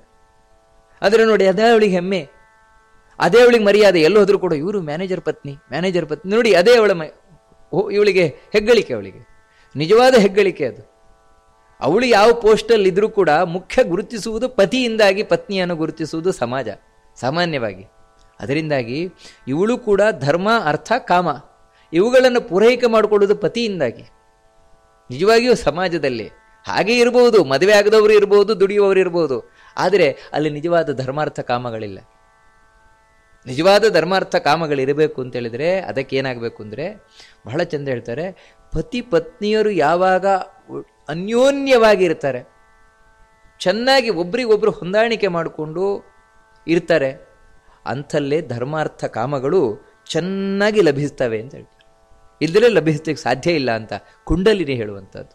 ಅದಕ್ಕಾಗಿ ಪತ್ನಿಯನ್ನು ಪತಿಯಾದವ ಚೆನ್ನಾಗಿ ನೋಡ್ಕೊಳ್ಬೇಕು. ಅದೇ ರೀತಿ ಪತ್ನಿಯನ್ನು ಅಷ್ಟೇ ಚೆನ್ನಾಗಿ ನೋಡ್ಕೊಳ್ಬೇಕು ಅಂತ ಹೇಳ್ತಾರೆ. ದಂಪತ್ಯೋಹೋ ಸಹ ಧರ್ಮೇಣ ತ್ರಯೀ ಧರ್ಮ ಮವಾಪ್ನಿಯಾತು ಪುತ್ರಾಣಾಂ ಯೋನಿರಮ್ಯಾ ವೈ ನಾಣ್ಯತೋ ಭಾರ್ಯಯಾವಿನ. ದಂಪತಿಗಳು ಚೆನ್ನಾಗಿದ್ದರು ಅಂತ ಹೇಳಿದ್ರೆ, ಒಳ್ಳೆ ಅನ್ಯೋನ್ಯವಾಗಿದ್ದರು ಅಂತ ಹೇಳಿದ್ರೆ, ಪರಸ್ಪರವಾಗಿ ಪತ್ನಿಯನ್ನ ಪ್ರೀತಿ ಮಾಡ್ತಾ ಇದ್ರು ಅಂದರೆ ಅದರಿಂದ ದೊಡ್ಡ ಲಾಭ ಏನು ಅಂದರೆ, ಹುಟ್ಟುವ ಮಕ್ಕಳು ಚೆನ್ನಾಗಿರ್ತಾರೆ, ಒಳ್ಳೆಯ ಮಕ್ಕಳನ್ನು ಪಡಿಲಿಕ್ಕೆ ಸಾಧ್ಯ. ಪತ್ನಿಯನ್ನು ಹೊರತುಪಡಿಸಿ ಬೇರೆ ಯಾರಲ್ಲಿ ಇವನು ಹೋದರೂ ಕೂಡ ಒಳ್ಳೆಯ ಮಕ್ಕಳನ್ನು ಪಡಿಲಿಕ್ಕಾಗೋಲ್ಲ. ಪತ್ನಿಯಲ್ಲದೆ ಬೇರೆ ಯಾರೋ ವ್ಯಭಿಚಾರಿಯಿಂದ ಇವನು ಸಂಬಂಧ ಮಾಡಿದ, ಅಲ್ಲೊಂದು ಮಗು ಹುಟ್ಟಿತು, ಅದು ಒಳ್ಳೆಯ ಮಗು ಆಗಿರ್ಲಿಕ್ಕೆ ಸಾಧ್ಯ ಇಲ್ಲ. ಯಾಕೆಂದ್ರೆ ನೋಡಿ, ಇದಕ್ಕೆಲ್ಲ ಕಾರಣ ಇದೆ. ಶಾಸ್ತ್ರ ಏನು ಹೇಳ್ತದೆ ಅಂತ ಹೇಳಿದ್ರೆ, ಒಳ್ಳೆಯ ಮಗು ಹುಟ್ಟಬೇಕು ಅಂತ ಹೇಳಿದ್ರೆ ಪತಿ ಪತ್ನಿಯರು ಯಾವಾಗ ಸಂಬಂಧ ಮಾಡ್ತಾರೆ ಇಬ್ಬರ ಮನಸ್ಸು ಪ್ರಫುಲ್ಲವಾಗಿರಬೇಕು, ಚೆನ್ನಾಗಿರಬೇಕು, ಧಾರ್ಮಿಕವಾಗಿರಬೇಕು, ಶುದ್ಧವಾಗಿರಬೇಕು. ಈ ಶುದ್ಧತೆ ಅನ್ನೋದು ಎಲ್ಲಿ ಬರಲಿಕ್ಕೆ ಸಾಧ್ಯ ಇದೆ? ನ್ಯಾಯವಾಗಿ ಪತಿ ಪತ್ನಿಯರಾದವರಲ್ಲಿ ಮಾತ್ರ ಈ ಶುದ್ಧತೆ ಸಾಧ್ಯ ಇದೆ ಹೊರತು ಯಾರು ಪತ್ನಿ ಅಲ್ಲ, ಅಂದರೆ ಯಾರು ವ್ಯಭಿಚಾರಿಣಿ ವೇಶ್ಯೆಯೋ ಅಲ್ಲಿ ಶುದ್ಧ ಮನಸ್ಸು ಹೇಗೆ ಬರಲಿಕ್ಕೆ ಸಾಧ್ಯ? ಅಲ್ಲಿ ಕೇವಲ ಕಾಮುಕತೆಯೇ ಹೊರತು ಅದಕ್ಕಿಂತ ಹೊರತಾಗಿ ಏನಿದೆ ಅಲ್ಲಿ? ಈ ರೀತಿ ಕಾಮುಕತೆಯಿಂದಾಗಿ ಎಲ್ಲೋ ಸೇರಿದಾಗ ಅಲ್ಲಿ ಹುಟ್ಟುವ ಮಗು, ಯಾಕಂದ್ರೆ ಮನಸ್ಸೇ ಶುದ್ಧ ಇಲ್ಲ, ಅಲ್ಲಿ ಹುಟ್ಟುವ ಮಗು ಚೆನ್ನಾಗಿರ್ಲಿಕ್ಕೆ ಹೇಗೆ ಸಾಧ್ಯ? ಅದಕ್ಕಾಗಿ ಹೇಳ್ತಾರೆ, ಪತ್ನಿಯಿಂದಾಗಿಯೇ ತನ್ನ ನಿಜವಾದ ಪತ್ನಿ ಏನಿದ್ದಾಳೆ, ನ್ಯಾಯವಾಗಿ ಸಂಪಾದನೆ ಮಾಡಿದ ಪತ್ನಿ, ಅವಳಿಂದಾಗಿ ಒಳ್ಳೆ ಮಕ್ಕಳು ಪಡೀಲಿಕ್ಕೆ ಸಾಧ್ಯ. ಅದೇ ರೀತಿ ದೇವತೆಗಳನ್ನು, ಪಿತೃಗಳನ್ನು, ಇವರನ್ನೆಲ್ಲರೂ ತೃಪ್ತಿಪಡಿಸುವುದು ಯಾವಾಗ ಅಂತ ಹೇಳಿದ್ರೆ, ಪ್ರಾಪ್ನೋತಿ ಚಾರ್ಥ ಮನುಜೈಹಿ ಅನೀತೋಪಿ ನಿಜಂ ಗೃಹಂ ಆನೀತೋಪಿ ನಿಜಂ ಗೃಹಂ ನ ಪುಂಭಿ ಶಕ್ಯತೆ ಕರ್ತುಂ ಮೃತೆ ಭಾರ್ಯ ನೃಪಾತ್ಮಜೆ ಕ್ಷಯಮೇತಿ ವಿನಾ ಭಾರ್ಯ. ಗಂಡ ಏನನ್ನು ಸಂಪಾದನೆ ಮಾಡ್ಕೊಂಡು ಬಂದರೂ ಕೂಡ ಪತ್ನಿ ಇಲ್ಲದೆ ಇದ್ರೆ ನಾಶ ಆಗಿ ಹೋಗ್ತದೆ ಹೊರತು ಅದು ಉಳಿಯುವುದಿಲ್ಲ, ಬೆಳೆಯುವುದಿಲ್ಲ. ಪತ್ನಿ ಇಲ್ಲದೆ ಇದ್ರೆ ಅದ್ರ ಮಾತ್ರ ಅಲ್ಲ, ಪತ್ನಿ ಇದ್ರೂ ಅವಳು ಕೆಟ್ಟ ಹೆಂಡತಿ ಆದಳು ಅಂತ ಹೇಳಿದ್ರೆ ಅಲ್ಲಿಂದಲೂ ನಾಶ ಆಗಿ ಹೋಗುತ್ತೆ ಅಂತ ಹೇಳ್ತಾರೆ. ಕುಭಾರ್ಯ ಸಂಗ್ರಹೇ ಪಿಚ. ಅದಕ್ಕಾಗಿ ಹೆಂಡತಿ ಬೇಕು. ಎಂಥ ಹೆಂಡತಿ ಬೇಕು ಅಂದರೆ ಒಳ್ಳೆ ಹೆಂಡತಿ ಬೇಕು, ಕೆಟ್ಟ ಹೆಂಡತಿ ಅಲ್ಲ. ಯಾರು ಆ ಹೆಂಡತಿಯವನಿಗೆ ತಲೆ ಬಿಸಿಯಾಗಿ ಕೂರ್ತಾಳೆ ಅಂಥ ಹೆಂಡತಿ ಯಾವತ್ತೂ ಒಳ್ಳೆಯವಳಲ್ಲ. ಅವಳನ್ನು ಕುರಿತಿಲ್ಲ ಹೇಳ್ತಾ ಇರುವುದಲ್ಲ.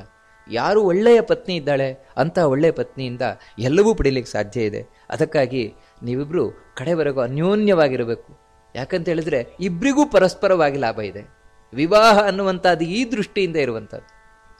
ವಿಶೇಷವಾಗಿ ಧರ್ಮಾರ್ಥ ಕಾಮಗಳನ್ನು ನಾವು ಸಂಪಾದನೆಯನ್ನು ಮಾಡಬೇಕು. ಈ ಜಗತ್ತಿಗೆ ನಾವು ಏನು ಕೊಡಬೇಕು ಅದನ್ನು ಕೊಟ್ಟು ಹೋಗಬೇಕು. ಈ ರೀತಿ ಸಾಮಾಜಿಕವಾದ ಜವಾಬ್ದಾರಿಯನ್ನು ವಹಿಸಿಕೊಳ್ಳುವಂತಹ ಕಾರ್ಯಕ್ರಮವೇ ವಿವಾಹ. ವಿಶೇಷವಾಗಿ ವಾಹ ಹೊರುವಂಥದ್ದು ಏನು? ಸಾಮಾಜಿಕ ಜವಾಬ್ದಾರಿಯನ್ನು, ಧಾರ್ಮಿಕ ಜವಾಬ್ದಾರಿಯನ್ನು. ಇದು ಯಾವಾಗ ಗೊತ್ತಿಲ್ಲ ಮನುಷ್ಯನಿಗೆ. ಕೇವಲ ಏನೊಂದು ಅಟ್ರಾಕ್ಷನ್, ಇದಕ್ಕೋಸ್ಕರ ಮದುವೆ ಅಂತ ಆಗ್ತಾನೆ. ಆಗಲೇ 4 ದಿನಕ್ಕೆ ವಿಚ್ಛೇದನ ಕರ್ಜಿ ಹಾಕು. ಕಾರಣ ಏನು ಅಂದರೆ ಅಲ್ಲಿ ಏನೂ ಜವಾಬ್ದಾರಿಯೇ ಗೊತ್ತಿಲ್ಲ. ಆ ವಿವಾಹ ಯಾಕೆ ಮಾಡಿಕೊಳ್ಳಬೇಕು ಅನ್ನುವಂತಹ ಅದರ ಹಿಂದಿನ ಅರ್ಥವೇ ಗೊತ್ತಿಲ್ಲ. ಹಾಗಾದಾಗ 4 ದಿನ 2 ದಿನಕ್ಕೆ ವಿವಾಹ ವಿಚ್ಛೇದನ, ಇನ್ನೊಂದು ಮದುವೆ ಆಗೋದು. ಇದಕ್ಕೆಲ್ಲ ಏನು ಅಂದರೆ ಅರ್ಥಹೀನ. ಇದೆಲ್ಲ ಪಾಶ್ಚಾತ್ಯ ಸಂಸ್ಕೃತಿ ಅನ್ನುವಂಥದ್ದು ಕೂತಾಗಿರಿದೆ ಆಗ್ತದೆ. ನಮ್ಮ ವೈದಿಕ ಸಂಸ್ಕೃತಿಯಲ್ಲಿ ಅದಕ್ಕೆಲ್ಲ ಅವಕಾಶವೇ ಇಲ್ಲ. ಯಾಕಂದರೆ ಅದರ ಹಿಂದೆ ಒಂದು ಜವಾಬ್ದಾರಿ ಇದೆ. ಆ ಜವಾಬ್ದಾರಿಯನ್ನು ನಿಭಾವನೆ ಮಾಡಬೇಕಾಗಿದೆ. ಕುಂಡಲಿನಿ ಬಹಳ ಚೆಂದ ಹೇಳ್ತಾಳೆ ಅದನ್ನು. ಈ ರೀತಿ ಹೇಳಿ ನಾನು ಬರ್ತೇನೆ ಅಂತ ತಾನು ಹೊರಟೋದ್ಲು. ಈ ಕಡೆ ಆದರೂ ಈ ಋತಧ್ವಜ, ಆ ಮದಾಲಸ ಏನಿದ್ದಾಳೆ ಅವಳನ್ನು ಕೂರಿಸಿಕೊಂಡು ಕುದುರೆಯಲ್ಲಿ ತಾನು ಬರ್ತಾ ಇದ್ದಾನೆ. ಅದೇ ಆ ಪಾತಾಳ ಲೋಕದಲ್ಲಿ. ಇವನು ಬರ್ತಾ ಇರಬೇಕಾದ್ರೆ ಆ ರಾಕ್ಷಸರುಗಳು ಇಲ್ಲಿವರೆಗೆ ಕಣ್ಣಿಗೆ ಕಾಣ್ತಾ ಇರಲಿಲ್ಲ. ಈಗ ಬೊಬ್ಬೆ ಹೊಡಿಲಿಕ್ಕೆ ಶುರು ಮಾಡಿದ್ರು. ಇವನು ಯಾರೋ ಕರ್ಕೊಂಡು ಹೋಗ್ತಾ ಇದ್ದಾನೆ ಹುಡುಗಿಯನ್ನ ಅಂತ. ಎಲ್ಲ ರಾಕ್ಷಸರು ತಾವು ಇವನ ಮೇಲೆ ಒಟ್ಟಿಗೆ ಯುದ್ಧಕ್ಕೆ ಬಂದ್ರಂತೆ. ಪಾತಾಳಕೇತುವು ಆಗ ಬಂದ.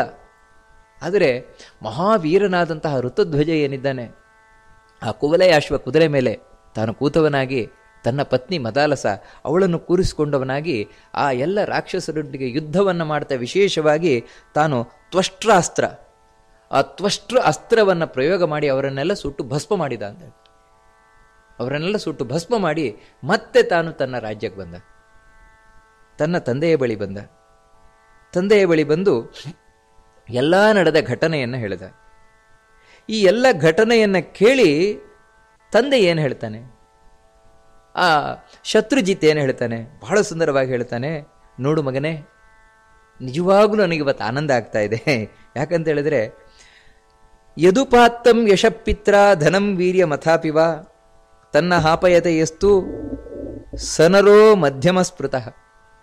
3 ವಿಧವಾದ ಮಕ್ಕಳಿರ್ತಾರೆ ಅಂತ ಹೇಳ್ತಾನೆ. 3 ವಿಧವಾದ ಮಕ್ಕಳಿರ್ತಾರೆ. ಅದರಲ್ಲಿ ಈ ಮಧ್ಯಮ ಮಕ್ಕಳೆಂಥವ್ರು ಅಂತ ಹೇಳಿದ್ರೆ, ಅಪ್ಪ ಏನು ಸಂಪಾದನೆ ಮಾಡಿರ್ತಾರೆ, ದುಡ್ಡು ಇರ್ಬೋದು, ಕೀರ್ತಿ ಇರಬಹುದು, ಎಲ್ಲವನ್ನು ಕೂಡ ಹಾಗೆ ಉಳಿಸ್ಕೊಂಡು ಹೋಗುವ. ಇವನನ್ನು ಹೆಚ್ಚು ಮಾಡಲಿಕ್ಕೂ ಹೋಗಲ್ಲ, ಕಡಿಮೆ ಮಾಡಲಿಕ್ಕೆ ಹೋಗಲ್ಲ. ಇಂಥವನು ಮಧ್ಯಮನಾದ ಮಗ. ಯಾವ ಮಗ ತನ್ನ ತಂದೆ ಅಜ್ಜ ಏನು ಸಂಪಾದನೆ ಮಾಡಿದ್ದಾರೆ, ದುಡ್ಡಿರ್ಬೋದು, ಯಶಸ್ಸಿರ್ಬೋದು, ಕೀರ್ತಿ ಇರ್ಬೋದು, ಅದನ್ನು ಹೆಚ್ಚು ಮಾಡ್ತಾನೆ, ಇನ್ನೂ ಹೆಚ್ಚು ಮಾಡ್ತಾನೆ, ನಿಜವಾಗ್ಲೂ ಕೂಡ ಅವನು ಉತ್ತಮನಾದ ಮಗ. ಅಂಥ ಮಗನನ್ನು ಪಡೆದ ತಂದೆಯೇ ಧನ್ಯ. ಅಧಮನಾದ ಮಗ ಯಾರು ಅಂತ ಹೇಳಿದ್ರೆ, ಅಪ್ಪ ಅಮ್ಮ ಮಾಡಿಟ್ಟದನ್ನೆಲ್ಲ ಖಾಲಿ ಮಾಡುವವ. ಅವರೇನೋ ಪಾಪ ಅವ್ರಿಗೊಂದು ಒಳ್ಳೆ ಹೆಸರಿರ್ತದೆ, ಆ ಹೆಸರನ್ನು ಇವನು ಹಾಳು ಮಾಡುವವ, ಅಂಥವನ ಅಧಮನಾದ ಮಗ ಅಂತ ಹೇಳ್ತಾರೆ. ಅದರಲ್ಲಿ ನಿನ್ನಂಥ ಉತ್ತಮನಾದ ಮಗಪಣ್ಣನ್ನು ಪಡೆದದ್ದು ನಾನೇ ಧನ್ಯ ಅಂತ ಹೇಳ್ತಾ, ತದ್ಧನ್ಯೋಸ್ಮ್ಯಥವಾ ನತ್ವಂ ಅಹಮೇವ ಗುಣಾಧಿಕಃ ತ್ವಾಂ ಪುತ್ರ ಮೀದೃಶಂ ಪ್ರಾಪ್ಯ ಶ್ಲಾಘ್ಯಂ ಪುಣ್ಯವತಾಮಪಿ. ನಿಜವಾಗ್ಲೂ ನಾನಿವತ್ತು ಧನ್ಯನಾಗಿದ್ದೇನೆ ಅಂತ ಹೇಳ್ತಾನೆ. ನಿನ್ನಂಥ ಮಗನನ್ನು ಪಡೆದು ಧನ್ಯನಾಗಿದ್ದಾನೆ. ಯಾಕಂದರೆ ಇವತ್ತು ಪುಣ್ಯಾತ್ಮರು ನಿನ್ನನ್ನು ಹೊಗಳ್ತಾ ಇದ್ದಾರೆ. ಆ ಗಾಲವ ಋಷಿಗಳಿಗೆ ಏನೊಂದು ಸಂಕಟ ಬಂದಿತ್ತು ಅದನ್ನು ಪರಿಹಾರ ಮಾಡಿ ಬಂದಿಯಲ್ವ, ಸಜ್ಜನರು ಉಪಹಾರ ಮಾಡಿ ಬಂದಿಯಲ್ವ, ಅದಕ್ಕೆ ಋಷಿಗಳು ಇವತ್ತು ನಿನ್ನನ್ನು ಹೊಗಳ್ತಾ ಇದ್ದಾರೆ.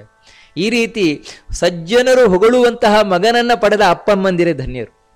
ನಿಜವಾಗ್ಲೂ ಕೂಡ ನಾನಿವತ್ತು ಧನ್ಯನಾಗಿದ್ದೇನೆ ಅಂತ ಹೇಳ್ತಾ, ನಥತ್ಪುತ್ರ ಕೃತಾಂ ಪ್ರೀತಿಂ ಅನ್ಯಃ ಪ್ರಾಪ್ನೋತಿ ಮಾನವಃ ಪುತ್ರೇಣ ನಾತಿಶಯಿತೋ ಯಃ ಪ್ರಜ್ಞಾ ದಾನ ವಿಕ್ರಮೈಹಿ. ಈ ರೀತಿ ಒಳ್ಳೆಯ ಮಗನನ್ನು ಪಡೆಯುವುದರಿಂದಾಗಿ ಏನು ಖುಷಿ ಆಗ್ತದೆ ತಂದೆಗೆ, ಇನ್ಯಾವುದರಿಂದಲೂ ಅಷ್ಟು ಖುಷಿ ಆಗೋಲ್ಲ ಅಂತ ಹೇಳ್ತಾನೆ ಶತ್ರುಜಿತು. ಅಂಥ ಒಳ್ಳೆಯ ಮಗನನ್ನು ಪಡೆಯುವುದರಿಂದ, ಯಾಕಂತ ಹೇಳಿದ್ರೆ ಹೇಳ್ತಾನೆ, ಧಿಕ್ತಸ್ಯ ಜನ್ಮ ಯಃ ಪಿತ್ರ ಲೋಕೆ ವಿಜ್ಞಾಯತೆ ನರಃ. ಯಾವ ತಂದೆ ಅಲ್ಲ, ಯಾವ ಮಗ ತನ್ನ ಅಪ್ಪನ ಹೆಸರು ಹೇಳ್ಕೊಂಡು ಬದುಕುತ್ತಾನೆ ಅಂತ ಮಗನಿಗೆ ಧಿಕ್ಕಾರ ಇರಲಿ ಅಂತ ಹೇಳ್ತಾನೆ. ಬಹಳ ಚೆನ್ನಾಗಿ ಹೇಳ್ತಾನೆ ನೋಡಿ. ಅಂದ್ರೆ ಅಪ್ಪನ ಹೆಸರು ಹೇಳ್ಕೊಂಡು ಬದುಕು. ನಮ್ಮಪ್ಪ ಅಂತವ್ರಿಗೆ ಗೊತ್ತುಂಟಾ, ನಮ್ಮಪ್ಪ ಇಂಥವ್ರಿಗೆ ಗೊತ್ತಾ, ನಿಂದೇನಿದೆ ಬಂಡವಾಳ, ಇವನದೇನಿಲ್ಲ. ಅಪ್ಪನ ಹೆಸರಿಂದಾಗಿ ಬದುಕುವವನು. ಅವನ ಮುಖ ನೋಡಿ, ಅವರ ಅಪ್ಪನ ಮುಖ ನೋಡಿ ಬಿಟ್ಟಿದ್ದೇನೆ ಅವನನ್ನು. ಯಾಕಂದ್ರೆ ಅವರಪ್ಪ ದೊಡ್ಡ ವಿದ್ವಾಂಸರು, ಅವರಪ್ಪ ದೊಡ್ಡ ಅಂಥವ್ರು. ಅವರಪ್ಪ ಈ ರೀತಿ ಎಷ್ಟೋ ಮಂದಿ ಅಪ್ಪನ ಹೆಸರು ಹೇಳ್ಕೊಂಡು ಅಜ್ಜನ ಹೆಸರು ಹೇಳ್ಕೊಂಡು ಬದುಕುವಂಥವ್ರು. ಇಂಥವ್ರಿಗೆ ಅಧಮರು ಅಂತ ಹೇಳ್ತಾರೆ. ಮತ್ತೆ ಉತ್ತಮರು ಯಾರು ಅಂತ ಹೇಳಿದ್ರೆ, ಯಾರು ಆತ್ಮಜ್ಞಾನಿ ಯಥೋ ಧನ್ಯ, ತಾನೇ ಏನು ಸಂಪಾದನೆಯನ್ನು ಮಾಡ್ತಾನೆ. ಅಂದ್ರೆ ನೋಡಿ, ನಿಜವಾಗ್ಲೂ ಯತ್ ಪುತ್ರ ಖ್ಯಾತಿಮಭ್ಯೇತಿ ತಸ್ಯ ಜನ್ಮ ಸುಜನ್ಮನಃ ಅಂತ ಹೇಳ್ತಾರೆ. ಯಾವ ತಂದೆಯನ್ನ ಮಗನಿಂದಾಗಿ ಗುರುತಿಸ್ತಾರೆ, ಇದು ಯಾರು ಗೊತ್ತುಂಟಾ, ಅವರಪ್ಪ. ಅಂದ್ರೆ ನೋಡಿ, ಇದು ಇಂತಹ ಅಪ್ಪನ ಜನ್ಮ ಧನ್ಯ ಅಂತ ಹೇಳ್ತಾರೆ. ಅಂತ ಹೇಳಿದ್ರೆ ಮಗನಿಂದಾಗಿ ಅಪ್ಪನನ್ನ ಗುರುತಿಸ್ತಾರಲ್ವಾ, ಅಂತಹ ಅಪ್ಪನ ಜನ್ಮ ಧನ್ಯ. ಯಾವ ಮಗ ಏನಿದ್ದಾನೆ ಆ ಮಗ ಅಪ್ಪನಿಂದಾಗಿ ಗುರುತಿಸಲ್ಪಡ್ತಾನೆ, ಅವನ ಜನ್ಮ ಅಧಮ ಅಂತ ಹೇಳ್ತಾನೆ. ಅವನ ಪ್ರಯೋಜನ ಇಲ್ಲದೆ ಇರುವಂಥವನು ಅಂತ ಹೇಳ್ತಾನೆ ಅಂಥ ಮಗ. ಆತ್ಮಜ್ಞಾನಿ ಯಥೋ ಧನ್ಯ ಮಧ್ಯ ಪಿತೃಪಿತಾಮಹಿ. ಇನ್ನು ಮಧ್ಯಮನಾದವನೆಂಥವನು ಅಂತ ಹೇಳಿದ್ರೆ, ಅಜ್ಜ ಮುತ್ತಜ್ಜ ಇವರ ಹೆಸರು ಹೇಳ್ಕೊಂಡು ಬದುಕುವಂಥವನು. ಅಧಮ ಯಾರು ಅಂತ ಹೇಳಿದ್ರೆ, ಮಹಾ ಅಧಮ ಅಂತ ಹೇಳಿದ್ರೆ ತನ್ನ ತಾಯಿ ಮನೆ ಸಂಬಂಧ ಹೇಳ್ಕೊಂಡು ಬದುಕುವಂಥವನು. ಇಂಥವನ ಅಧಮನಾದವ ಅಂತ ಹೇಳ್ತಾನೆ. ಅದಕ್ಕಾಗಿ ಮಗನೇ, ನೀನು ನಿಜವಾಗಿಯೂ ಕೂಡ ನಿನ್ನಿಂದಾಗಿ ನನಗೆ ಗೌರವ ಹೆಚ್ಚು ಮಾಡಿದೆ. ಯಾವತ್ತು ಏನಿತ್ತಾನೆಂದ್ರೆ, ಗುರು ಇಚ್ಛಿಸುವುದೇನಂತ ಹೇಳಿದ್ರೆ ಶಿಷ್ಯನಿಂದಾಗಿ ನಾನು ಸೋಲಬೇಕು ಅಂತ. ಶಿಷ್ಯಾದ್ ಇಚ್ಛೇದ್ ಪರಾಜಯಂ ಅಂತ. ನಿಜವಾಗ್ಲೂ ಕೂಡ ಶಿಷ್ಯ ಗುರುವಿಗಿಂತ ಶ್ರೇಷ್ಠನಾದ ಅಂತ ಹೇಳಿದ್ರೆ ಗುರು ಬಹಳ ಖುಷಿ ಪಡ್ತಾನಂತ. ವಾ, ಸಾರ್ಥಕ ಆಯಿತು, ನಾನು ಇವನಿಗೆ ಪಾಠ ಮಾಡಿದ ಸಾರ್ಥಕ ಆಯಿತು ಅಂತ. ಹಾಗೇನೆ ತಂದೆ ಯಾವಾಗ ತಾನು ಖುಷಿ ಪಡ್ತಾನೆ ಅಂದರೆ, ಮಗ ತನ್ನನ್ನು ಮೀರಿಸಿದ ಯಾವಾಗ, ಅವಾಗ ನಿಜವಾಗಿ ಅಪ್ಪ ಆಗಿದ್ರೆ ಅವನು ಖುಷಿ ಪಡ್ತಾನೆ. ನಾನಿವತ್ತು ಅಪ್ಪ ಆದ ಸಾರ್ಥಕ ಆಯಿತು, ಇಂಥ ಒಬ್ಬ ಮಗನಿಗೆ ಜನ್ಮ ಕೊಟ್ಟೆ ಅಲ್ವಾ, ಸಾರ್ಥಕ ಆಯಿತು ಅಂತ. ಅಂಥ ಮಗ ನೀನಾಗಿದೆಯಾ, ನೀನು ಚೆನ್ನಾಗಿರು, ಇಂಥ ಒಂದು ಹೆಣ್ಣುಮಗಳನ್ನು ಕರ್ಕೊಂಬಂದಿದೆಯಲ್ವಾ ಅಂತ ಹೇಳಿ ಮದಾಲಸನ್ನು ಯಾವತ್ತೂ ಬಿಡಬೇಡ, ಅವಳೊಟ್ಟಿಗೆ ಚೆನ್ನಾಗಿ ನೀನು ಸಂಸಾರ ಮಾಡು ಅಂತ ಹೇಳಿ ಆ ಶತ್ರುಜಿತ್ ಏನಿದ್ದಾನೆ ಅವನು ಆಶೀರ್ವಾದವನ್ನು ಮಾಡಿದ್ನಂತೆ. ಇವನು ಆಯ್ತಪ್ಪ ಅಂತ ಆ ಋತಧ್ವಜ ಏನಿದ್ದಾನೆ ಮದಾಲಸಳೊಟ್ಟಿಗೆ ತಾನು ತನ್ನ ತಂದೆ ತಾಯಿಯಂದಿರ ಸೇವೆಯನ್ನು ಮಾಡುತ್ತಾ ಅಲ್ಲೇ ಇದ್ದಂತೆ. ಇವಳು ಕೂಡ, ಮದಾಲಸವು ಕೂಡ ಅಷ್ಟೇ ಪತಿವ್ರತೆಯಾಗಿ ಅತ್ತೆ ಮಾವ ಗಂಡಂದಿರ ಸೇವೆಯನ್ನೆಲ್ಲ ಮಾಡಿಕೊಳ್ತಾ ಎಲ್ಲ ಅಲ್ಲೇ ಇದ್ದಾಳಂತೆ. ಇದಿಷ್ಟು ಕಥೆಯನ್ನು ಹೇಳಿದರು. ಆದರೆ ಇಲ್ಲಿ ಏನು ಸಮಸ್ಯೆ ಬರಲೇ ಇಲ್ಲ. ಇನ್ನು ಇಷ್ಟ ಕಥೆ ಯಾಕಂತ ಹೇಳಿದ್ರೆ, ಇವ್ರು ಹೊರಡ್ಲಿಕ್ಕೆ ಏನು ಹೇಳಿದ್ದು, ಇವ್ರು ಯಾವುದನ್ನು ಹೇಳಲಿಕ್ಕೆ ಹೊರಟದ್ದು ಅಂತ ಹೇಳಿದ್ರೆ, ಪಾಪ ಅವನಿಗೊಂದು ದೊಡ್ಡ ಸಮಸ್ಯೆ ಇದೆ ಅಂತ ಋತಧ್ವಜನಿಗೆ. ಆದರೆ ಸಮಸ್ಯೆ ಏನು ಅವರಿನ್ನೂ ಹೇಳೇ ಇಲ್ಲ ಏನು ಅಂತ. ಅದನ್ನು ಮುಂದೆ ಹೇಳ್ತಾರೆ ಏನು ಸಮಸ್ಯೆ ಅಂತ. ಸಾಮಾನ್ಯವಾದ ಸಮಸ್ಯೆ ಅಲ್ಲ, ಭಯಂಕರವಾದ ಸಮಸ್ಯೆ ಅವನಿಗಿದೆ ಇವಾಗಿದೆ ಅಂತ. ಅಂದರೆ ಬ್ರಹ್ಮ ವಿಷ್ಣು ಮಹೇಶ್ವರರೇ ಪರಿಹಾರ ಮಾಡಲಿಕ್ಕೆ ಸಾಧ್ಯ ಅಂದರೆ ಅಂಥ ಸಮಸ್ಯೆ ಏನಿದೆ ಇಷ್ಟು ಒಳ್ಳೆಯವನಿಗೆ, ಇಂಥ ಹೆಂಡತಿಯನ್ನು ಪಡೆದವನಿಗೆ, ಅದನ್ನು ಹೇಳ್ತಾರೆ. ಅದೇನೊಂದು ಮತ್ತೆ ಮುಂದೆ ನೋಡೋಣ ಅಂತ ಹೇಳ್ತಾ ಈ ಉಪನ್ಯಾಸವನ್ನು ಮಧ್ವಾಂತರಗತ ಕೃಷ್ಣನಿಗೆ ಅರ್ಪಣೆಯನ್ನು ಮಾಡೋಣ. ಶ್ರೀಕೃಷ್ಣ ಅರ್ಪಣ.